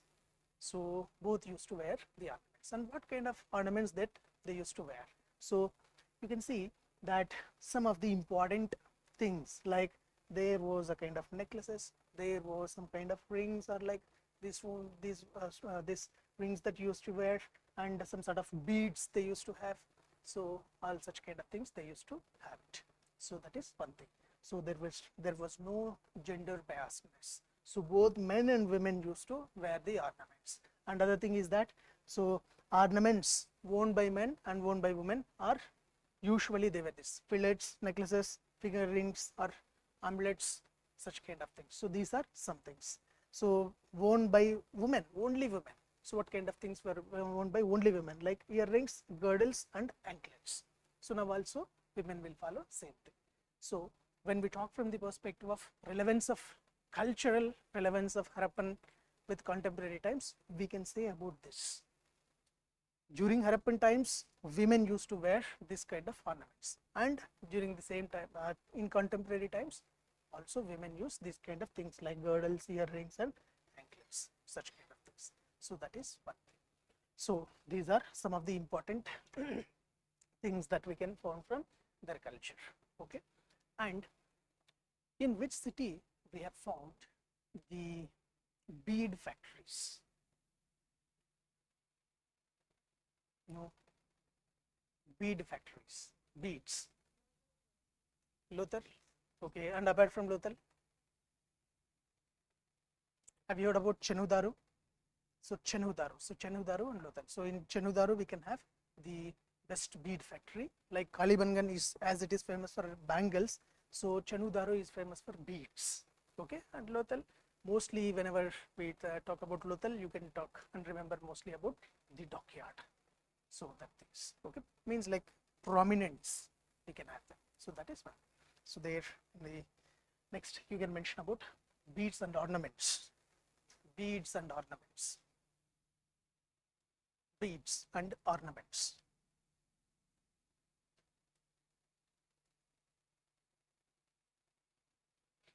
Okay, so there you mentioned that Harappan culture, Harappan culture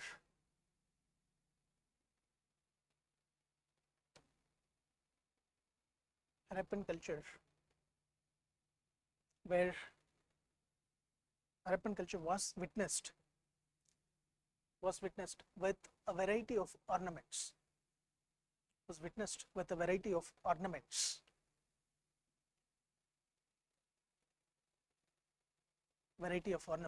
worn by, W-O-R-N, worn by both men and women,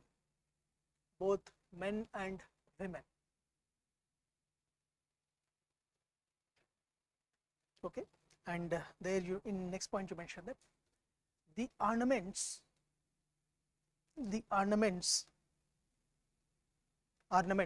worn by both men and women, includes fillets, F-I-L-L-E-T-S, fillets, comma, armlets, A-R-M, armlets, comma, necklaces, comma, finger rings, finger rings. Okay, finger rings. Next point to mention, the ornaments made by ornaments worn by women. That means only women. Ornaments worn by women include earrings,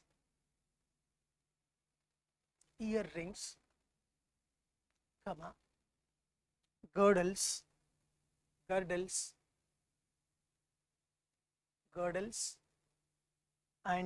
anklets.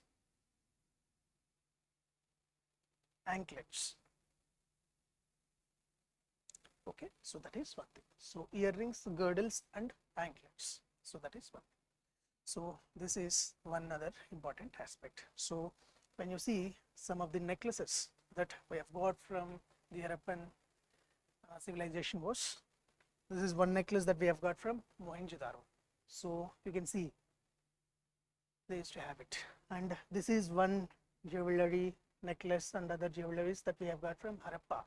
So you can see how they used to be sophisticated, well sophisticated. So all of these are being present in museum as of now, so National Museum. So these are some of the important things that you can have it and we can see that. So that is one thing.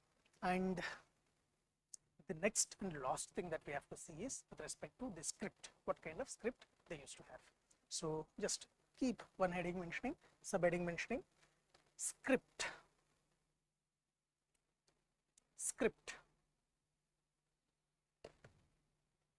Okay, when we talk from the perspective of script, so Harappan script, how was it?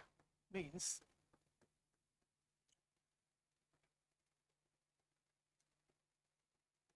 so first and foremost thing that you have to remember is that Harappan script was not in words or letters, it was in a kind of pictures. So picture, arrangement of pictures was there. So first and foremost thing is that Harappan script was more or less, it was a kind of pictographic script.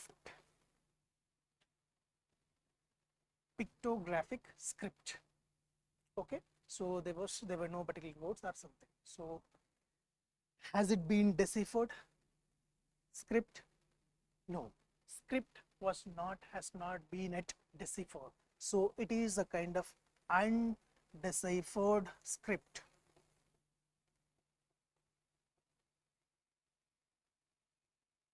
It is an undeciphered script. You have to remember that. And then what was the style of the script that they used to write? So the style of the script was known as Boustrophedon style. So Boustrophedon style. So this was the thing. So what is Boustrophedon?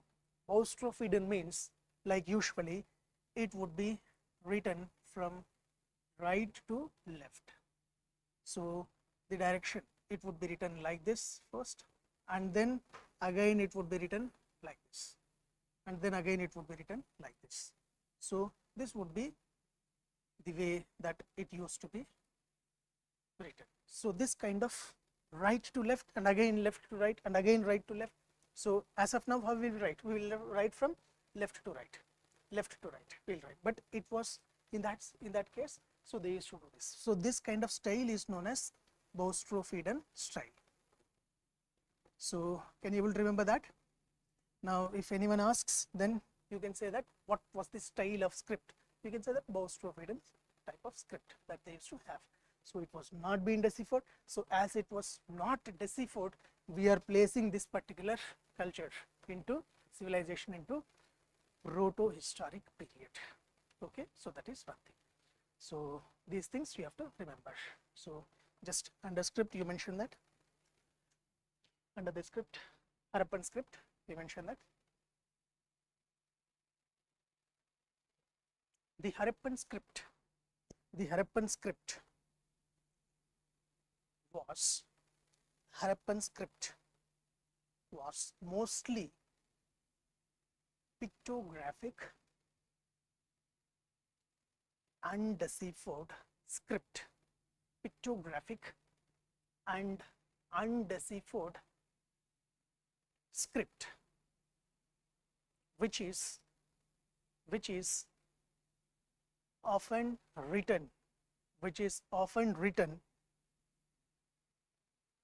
in a Boustro-Frieden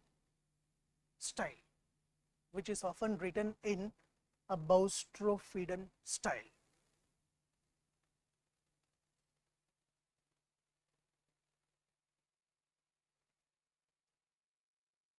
Okay, so that is one thing.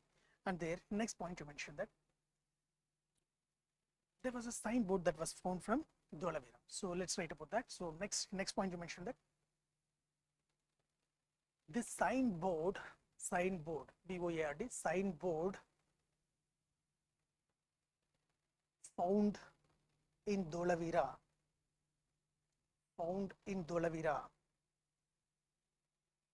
contains 10 pictographs, which indicates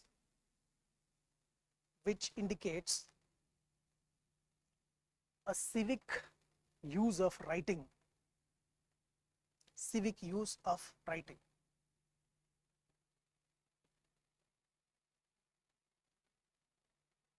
Okay, so that is one thing with respect to the script of Harappan. So here what we have to recollect and what we have to remember is that we are saying Harappan culture as civilization because, like, while we were discussing the definition of civilization, we have said that when a culture becomes civilization, when it possesses script, yes, technology, then metallurgy, then system of measures. So in Indus Valley also, during Indus Valley civilization also, we have systematic measuring stones also. So that was also formed. So now you can just recollect the definition and now you can just correlate those things with here. So does they have script? Does they have metallurgical things, technological things? And that means like lost wax technique and bronze, such kind of things. And then does they have the weights and measures? They have, and all of these things represents kind of civilization. So Harappan culture witnessed its peak by 2500 BC to 1750 BC. So this is one thing that we have to remember. So this is all with respect to the Harappan culture and Harappan civilization. Okay, so let's have a basic introduction for the next important thing is Mauryan art and architecture. Let's have a basic introduction to that and then let's divide up the class. So here, as this is the first classes, I'm just going in a slow phase so that you can pick the phase. Once you understand some basic things, then we can just go little faster. And thing is that if we don't see the pictures, if we try to just completely use onboard presentation, then it would be that you cannot recollect it and you cannot remember it. So that's why we are just going and using mostly images here. So thing is that you have to remember these images so that you can recollect the things even in the exam. So that is one thing. So here, next important thing that we can see is we have the other things like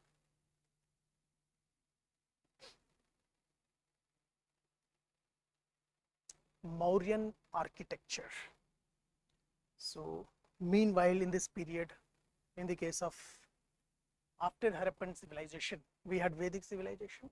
In Vedic civilization, there was nothing or there was no peculiar things to study with respect to architecture.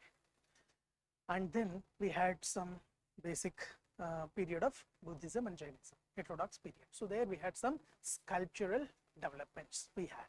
So if we talk from architecture point of view, next important period that was of Mauryan period. So Mauryan period started from around 322 BC and it elapsed till 182 BC. Okay. So now if we basically talk about the Mauryan kingdom point of view, so can you able to recollect Who was the founder of Mauryan kingdom? That is Chandragupta Maurya. So try to just recollect this timeline also. So first founder of this was Chandragupta Maurya. So usually do not get confused with the Gupta and this Chandragupta and Chandragupta I of Gupta period. So he was the founder, and remember he founded it in 322 to 321 BC roughly, and the period goes, his reign goes till 297 BC. So it was around 322 to 322 or 321 to 297 BC. So his entire reign was over a period of 25 years roughly. Okay. Then after Chandragupta Maurya, so next important person was Bindusara. So can you able to recollect Bindusara? So Bindusara, he was the successor of Chandragupta Maurya. So here Chandragupta Maurya's successor, his period was roughly around 297 BC to 272 BC. This was the rough period of his reign.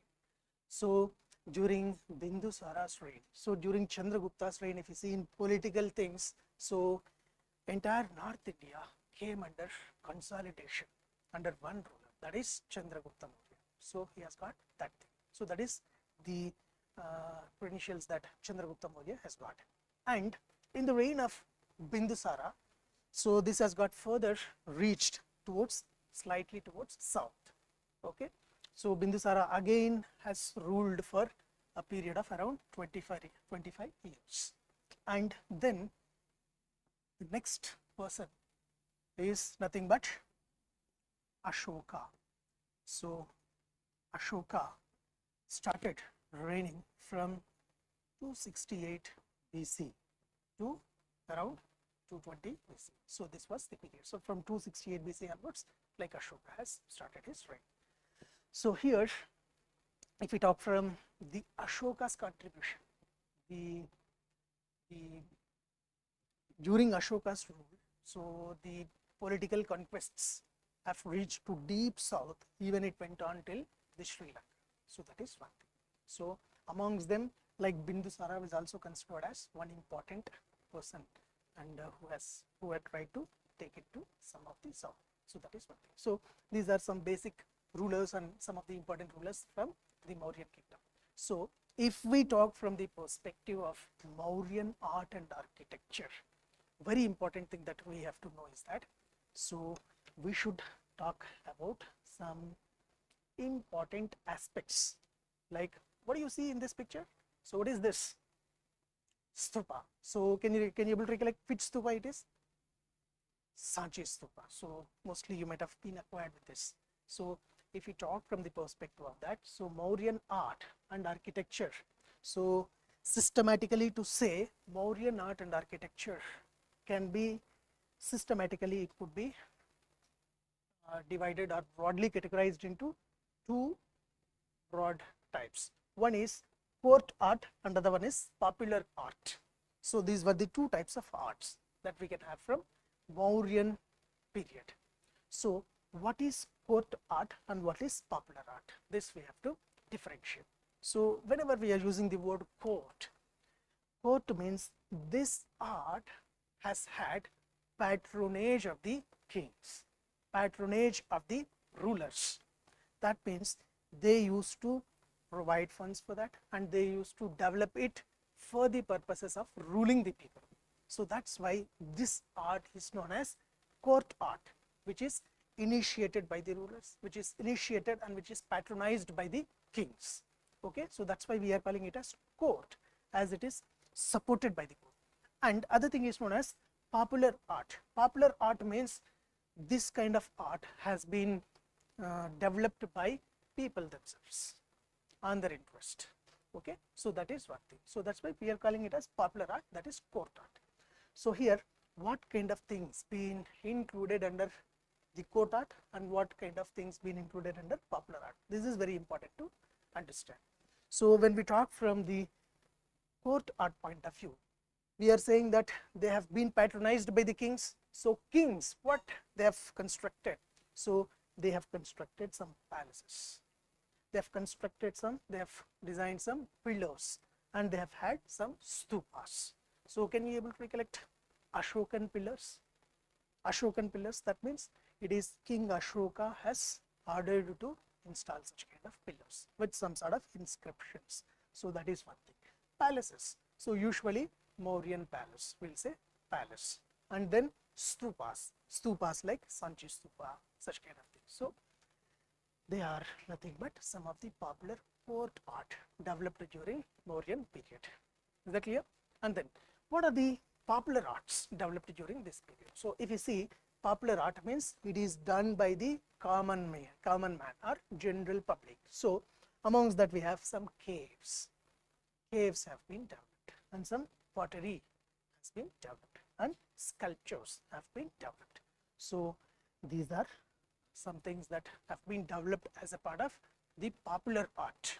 Okay, and if we talk from the perspective of the palaces, so one important thing that we can found from the historical things is that, so can you, what are the literary sources of Mauryan kingdom? Literary sources of Mauryan kingdom? Arthashastra. Good. So who has written Arthashastra? Kautilya. So what is the other name for Kautilya? Chanakya. And other name for Chanakya? Vishnugupta. So do not get confused with Vishnugupta and Vishnu Sharma. So who is Vishnu Sharma and what he has written? Panchatantra. So stories, tales. So Panchatantra is different. So Vishnu Sharma is different. Vishnugupta is different. So usually when in pre-questions, Panchatantra is written by Vishnugupta, it would be written. Or like they'll mention this thing like Ardhashastra has been written by Vishnugupta or Vishnu Sharma. So we'll see that Vishnu. So in flow, major mistake that we do is silly mistakes. In pre, that is the major issue. So in flow we will go there, Vishnu Sharma, Vishnugupta will confuse. So Vishnu, by the time we see, okay, I know Ardhashastra. So Kautilya, Vishnugupta, so we will feel that Vishnu Sharma is the thing, and we will go in that flow.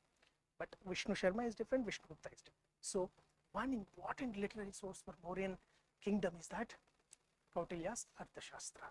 And other important thing that peculiarly talks about the Mauryan kingdom and Mauryan, it could be administration, it could be culture, and other thing is that Indica. So who has written Indica? Indica has been written by Megasthenes. Okay, so Megasthenes has written that. And here when we talk from Megasthenes, who was Megasthenes? Megasthenes was the ambassador of whom? He was the ambassador of Seleucus Nicator. Have you heard about Seleucus Nicator? So Megasthenes was the ambassador of Seleucus Nicator. So here what happens in Bindusara's reign? So Bindusara conquests, and Bindusara could able to successfully defeat the Seleucus Nicator, and there he tries to just acquire lot of things, and amongst that he also tries to he also sends after defeating, so Seleucus Nicator also sends one ambassador to India. So that is Megasthenes. Okay, so Megasthenes has written Indica, and try to read about Indica. What does it contain? When we go to literary contributions, so there we will see, learn more about the Indica. What is Indica and what does it contain? All those things. In exam, they will pick and they will ask. Now they are going in depth, so we should be aware of what contains that, like that. So if we talk from Megasthenes' point of view, so Megasthenes had described palaces of the Mauryan Empire as one of the greatest creations of the mankind, because at that time he visited from that culture to this culture. So when he saw that, so he felt that the creations were marvelous, creations were fantastic, such that he just mentioned them that one of the greatest creations of the mankind. this kind of statements also picked and can also be picked and used in the pre. So which amongst the following ambassadors, or which amongst the following foreign travelers or foreign scholars have mentioned Mauryan palaces as one of the greatest creations of the mankind? Such kind of things also, questions also can be picked and asked. So remember that. And other thing is that, like, there was another traveler, Chinese traveler. Have you heard about Fahian? So Fahian also called the Mauryan palaces as God-gifted monuments. That means architecturally, when we see, these are nothing but a kind of marvelous creations which had very fine architectural crafting design style. So that was one thing. So this is how they have priced it. That means these things shows that the level of created level of sculpturing and architectural styles of the period. So that is one thing.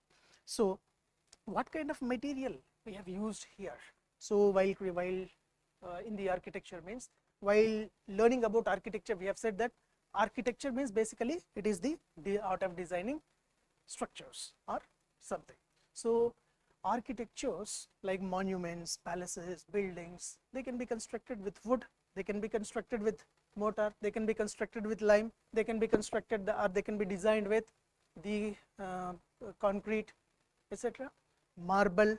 So all those things. So here when we talk from the perspective of Mauryan architecture, mostly wood was used as principal building material. Okay, so remember, wood was mostly used. So what was the examples of various architectural palaces that have made by using this wood? Means, like, we have Mauryan capital Pataliputra and Ashokan palace at Kumrahar and Chandragupta Maurya's palace. So Chandragupta Maurya's palace, Ashokan palace, as well as the Mauryan capital Pataliputra also, some way it is made with this thing. So these are some of the examples for palaces made during this time.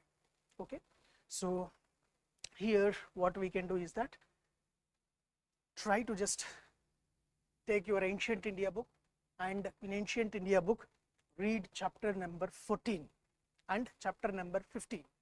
Yesterday you have read chapter number 7. Okay, so chapter number 7 contains things related to Harappan culture. Okay, and if you see chapter number 14 and chapter number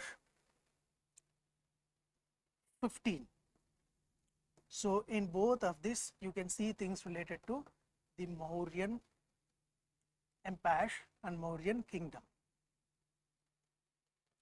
So what best you can do is, you can read about these things once, so that you'll be acquainted with basic things and concepts. So accordingly we can proceed to tomorrow's class. Okay, so just our request in tomorrow's class would be, we'll be slightly going a little bit faster compared to today, and slightly we'll pick the pace, and we will try to just proceed still faster. So that's, so read these 2 chapters from ancient India book. So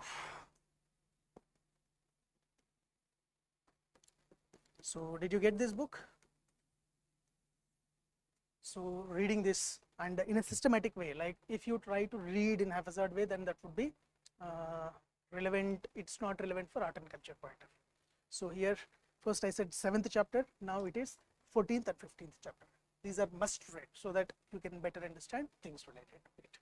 Okay, so then let's try to understand about other architectural aspects from this. So we'll get things like stupas, we'll get things like pillars.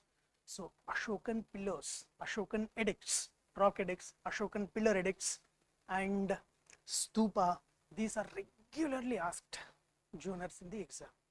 Okay, mostly UPSC picks that, and UPSC gives in which of the following rock edicts, like this information is there, like Beri Gosha to Dhamma Gosha, or in which of the following edicts, like Ashoka has been mentioned as Yadasi, or where is it mentioned from Beri Gosha to Dhamma Gosha. So such kind of questions could be picked and asked in pre-pointer. So that is very much important for us to just go through. So read today and just come for the class so that you will be more connected. Okay, that would be one thing. So is there any doubts in from today's class? Okay, so on that note, let's try to wind up. Let's try to close it here. So let's try to cover the rest portion tomorrow. Okay, and there the question for the day, you can have it like discuss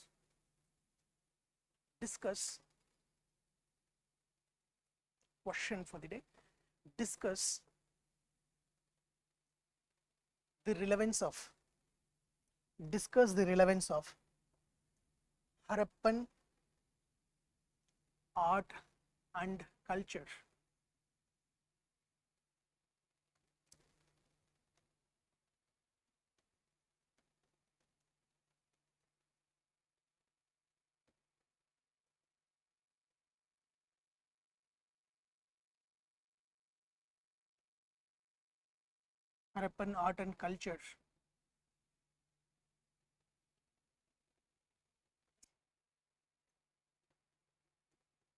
with contemporary times.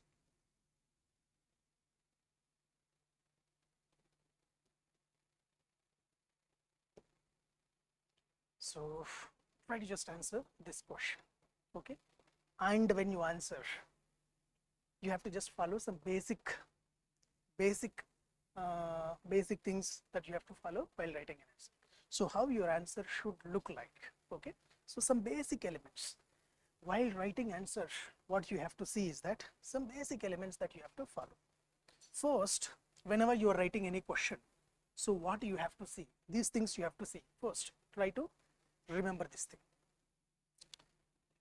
This is the question, and this you know from which portion it is being asked. So if it is not the case, or in general if you are writing answers, how you have to follow. First and foremost thing that you have to identify is this. First, try to identify the central theme of the question.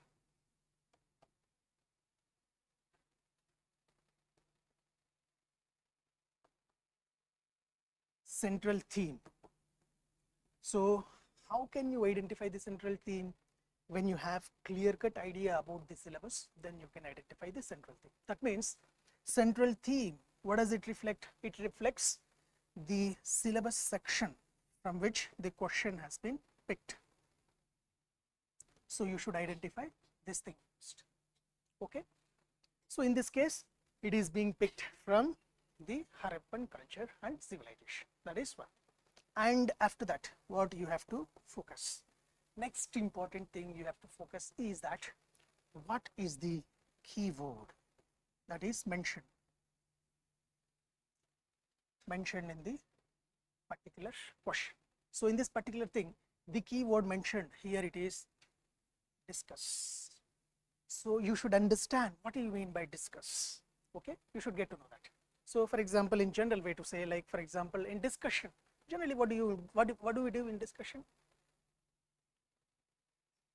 We will just discuss on something, and there it would be like you will be putting something and I will be asking something, you will be answering something, you will be asking something and I will be answering something. So that would be the discussion. So if we talk from the discussion point of view, usually what would be this means discussion. When you say the word, whenever you say the word discuss, so discussion is a kind of written debate that you can remember. So when we say debate, so in debates what will happen usually? There would be two groups, and in those what do these two groups will do? They will take a topic, and on those topic some will argue in favor of that, isn't it? And some will put arguments against that, isn't it? So that would be done. So here what you have to do means you should systematically understand that discussion, whenever you see the word discuss, it's a kind of written debate where you have to put arguments from both the sides. So you have to mention arguments in the favor as well as against that. That means you have to, if you are mentioning about something advantages, you have to mention about disadvantages. If you are mentioning about merits, you have to mention about demerits. If you are talking about the significance, you have to talk about criticism. If you are talking about strengths, you have to talk about weaknesses. If you are talking about something like any other aspect, so other aspect also you have to talk. Are you getting that? So that's how you have to proceed. So you have to identify the keywords. So why, when you decipher keyword, you will get the broad picture to write the body. That means significance and criticism. This would be your broad thing that you have to mention. So here what is that? With this, if you decipher this keyword, so then you will get broad body. You can get that. So to identify that, and then next what you have to do after identifying the central thing, after deciphering the keyword, you should check towards what is the chief demand of the question. Chief demand. So here chief demand means like what the question is asking, what the examiner is seeking from us, that you have to understand. So when you understand this, what would be the advantage means you can use appropriate subheads. It helps in using appropriate subheads. So this would be the advantage. So whenever you are writing, you need to use subheadings. So you will get appropriate subheads, plus you will get to understand what to be written in the entire body portion of the answer. Okay, that is one thing. And when you identify this thing, then you should think about framing an appropriate approach. So what does this approach includes? Approach generally it includes some basic things, like let's say for example, one thing would be what to be written in introduction, and what to be written in body, and what to be written in conclusion. So for every answer, we need to mention some introduction, we need to mention some body, and we need to mention some conclusion, isn't it? So here, how do you get to know what to be written in the introduction? How do you get to know what to be written in the body? So here, if you do this exercise, you will get this property. And that's where like answer writing, it's an art, it's a skill, we will say. Answer writing is a skill. So like we were studying, it's a kind of creative expression. So it's an art and it's a skill. Over the night, we won't get it. When you write and write, you will get to familiar with this. So here, what is the relevance of doing all these things? If you are aware of the central theme or syllabus section from where the question has been asked, then this will become your introduction.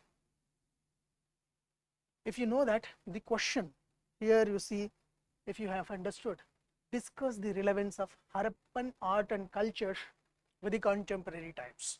So if you know question is being picked from Harappan culture and civilization, that becomes your introduction. There, how you can start? You can start that Harappan culture or Harappan civilization is an urban civilization which has got flourished. That introduction we have written, so you can pick and you can write that. Okay, that's how you have to identify. So whatever the central theme, so regarding that central theme, with that you have to begin your answer. When you do that, if you are mentioning this in the introduction, first and foremost impression that an examiner gets is that this particular student is aware of the syllabus. This particular student has understood the question, and he or she has understood from the syllabus portion from where the question has been given. That would be one thing. Are you getting that? So that is one thing. And when you understand the keyword, you will get the basic broad body of the broad structure of the answer. And if you understand the chief demand, so from chief demand, so you will get the body. Okay, so there, when you speak about the Harappan culture and civilization, there you will get to know town planning, like we have mentioned, grid pattern of the construction of cities. So that is one point. So next point. So there you can mention, and you can mention like how you can, here you can use the subheading. You can use like relevance of Harappan culture in contemporary times. This would be your subheading. When you are mentioning that subheading, examiner get to understand that student understood the chief demand of the question, so that you are making one ease in examiner's evaluation. So their examiner will get impressed. So that is one thing. And with appropriately you have to address the demand of the question. And when you understand the chief demand and central theme, so it would be simple to address the conclusion. So as they were asking contemporary relevance of Harappan culture, you can say that if you can pick from some lacunae in current thing, and you can say that apart from this, we should also learn these aspects from Harappan culture so that we can further spearhead in technological aspects, or some things we can mention. So that's how we can conclude. So this is what you have to go with. Okay. And other important thing is that how your answer should look like. Okay, as I regularly say, when it is your copy, so usually how you can proceed, one thing, you can completely write in paragraph format. Other way, you can completely write in point format. And there is other thing where you can mix para format with point format. Usually when you write paragraph as well as point clubbed format, that would be the best format to represent. Okay. And while you are writing these things, what you have to keep in mind, so you should be systematically, you have to keep some things in mind. So basically your introduction should be in paragraph format. Okay, it should be in paragraph format. So there, if you talk about that, here you should focus, if you are writing in paragraph format, so there is something called para spacing. There is something called line to line spacing. So what is here para spacing? So now can you see here the gap that I have left? So it indicates that you have written one paragraph and this is another paragraph. You are beginning one paragraph. That means slightly what you have to do, you have to leave this para spacing is very much important. It enhances your presentation. And other thing what you have to see, like in between line to line, there would be something called line spacing. So line spacing should be equal and para spacing should be equal, so that your answer looks in a attractive way. So that is one thing. And when we talk from the structure point of view, how we can proceed. So when we see this, if you are writing answer here,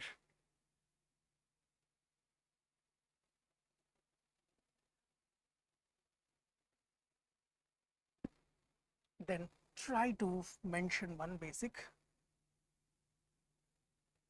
subheading. This subheading should reflect the demand of the question.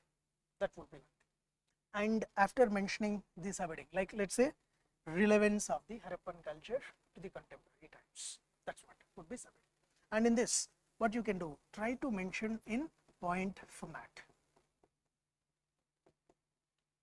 Okay, so try to mention in point format. And make sure while you're writing this, your presentation also will be neat and clean.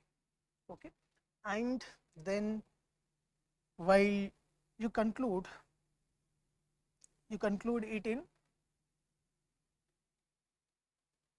conclude again with one paragraph. Are you getting that? So intro and conclusion should be essentially in paragraph format only.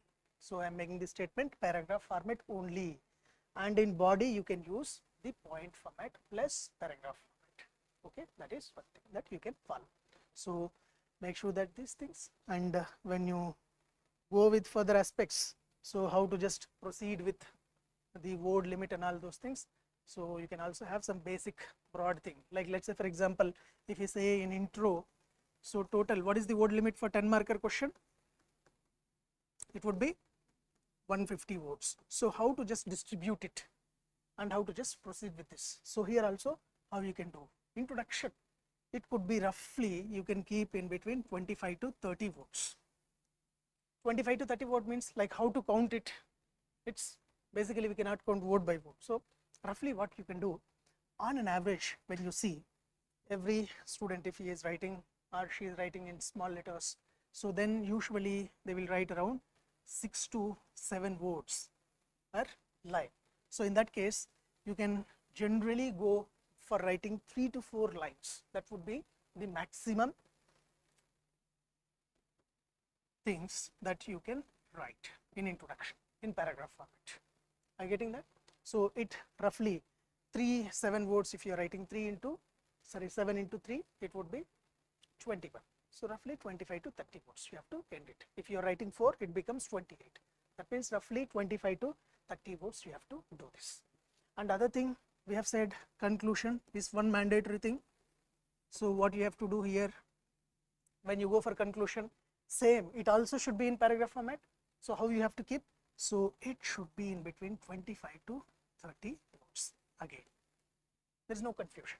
Another paragraph you have to write. So same, 6 to 7 means it should be generally in between 3 to 4 lines.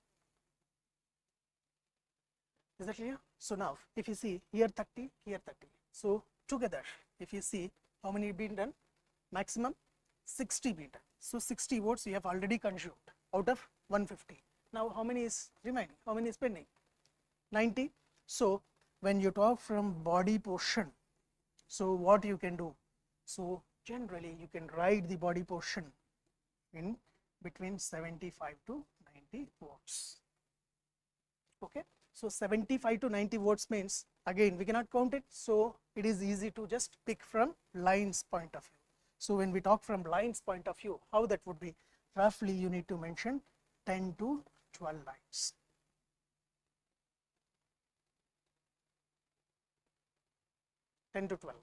Now you see how's the length of your answer.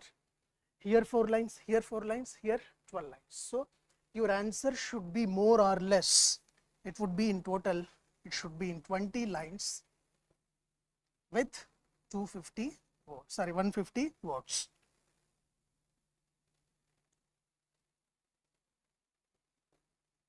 So this is how you have to keep in mind. And when you are writing in point format, how many points you have to represent? That is another thing that you can have. See, when we are saying around 10 to 12 lines, your point, when you are writing in point, use at least 2 lines in a point. Give one basic summary. Like let's say for example, you can say grid pattern of cities. That is one summary. In front of that, mention in 2 lines. So you mention like grid pattern of cities. So this is one bullet you have given. Grid pattern of cities you have written. So you write the information in 2 lines. This is 2 lines you can remember. That means if you are mentioning like that, so hardly you can mention around 5 to 6 points for 10 marker question. 5 to 6 points you can mention. Is that clear? So if you can follow these things from the beginning, then it would be easy for you to just pick the pace and you can just practice that. That's one thing. And for 250 marker question or 15 marker question, what change you have to do is with respect to the words. Introduction same, conclusion same, shift the body to simply like 175 to 190 words. That's it. So that means lines, what you have to do? So double the lines. It would be around 20 to 24 lines. Usually in 15 marker question, multiple parts will be there. Okay. So for one part, you try to address in 10 to 12 lines. Another part you try to address in 10 to 12 lines. So for one part, you mention one subheading, mention 5 to 6 points. Another part, you mention subheading, mention 5 to 6 lines. Is that clear? So by that, without counting, without having any particular measurement, you can just go through that. And that gives it, when you follow these kind of things regularly, Even in exam, when you look at the question, you can directly write and you can just keep that mark. Okay, so that's how you have to proceed. So that's how you have to keep and you have to proceed. So follow all these things and write the answer. And meanwhile, when you write, so try to just incorporate some of the diagrams also into that. So the best way of representation could be pictographic also. So here finally how you can just come to one thing is that you can mention this introduction and you can mention one subheading and you can mention some points and you can mention some diagram, particularly something of this, and then you can conclude the answer. So if this is your representation, then obviously you can see that it would be like, it will be attractive for the examiner and you may also get more marks. See, in mains, even half mark also matters. Half mark per question also matters. Why? In each paper you will be having 20 questions. Okay, 20 into 0.5. If you take it, how much it is? 10 marks. In each paper, like let's say GS1, GS2, GS3, GS4, you are gaining 10 extra mark. So that means here 10 into 4, it would be 40 marks. Okay, even in optional also, if you are picking it, another 10 into 2, it would be 20 marks. It would be 60 marks. This is the difference. Even 0.5 matters first. 0.5 mark also matters first. So how to pick that 0.5? How to show that difference from others? By taking this much, these kind of small things. Okay, so even 1 mark also may take us to the list, 1 mark also may make us out of the list. So that's where we have to focus. So that's why we have to constantly maintain that kind of consistency and we should write it and then only we can inculcate it. That's why answer writing is very much important, and without missing, you try to keep writing, keep on writing. Yes.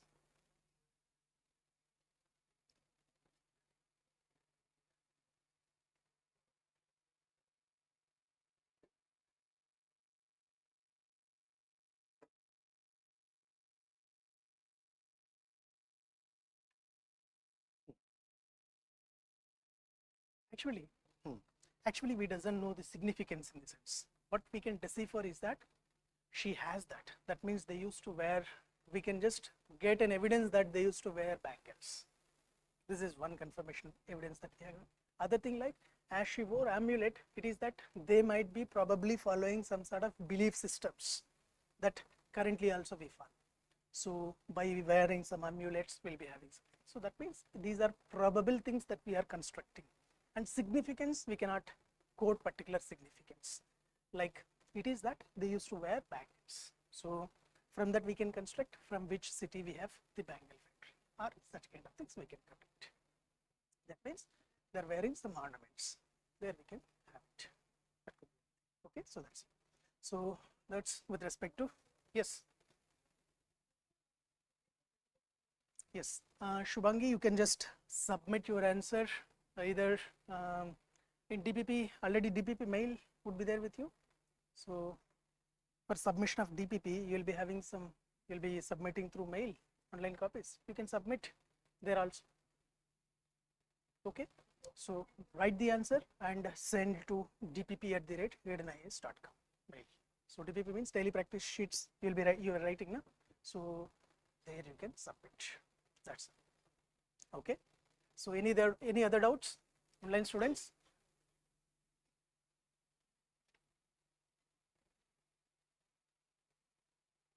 Okay, seems no worries. Okay, so let's meet, and by meanwhile you try to read chapter number 14 and 15 from Ancient India book.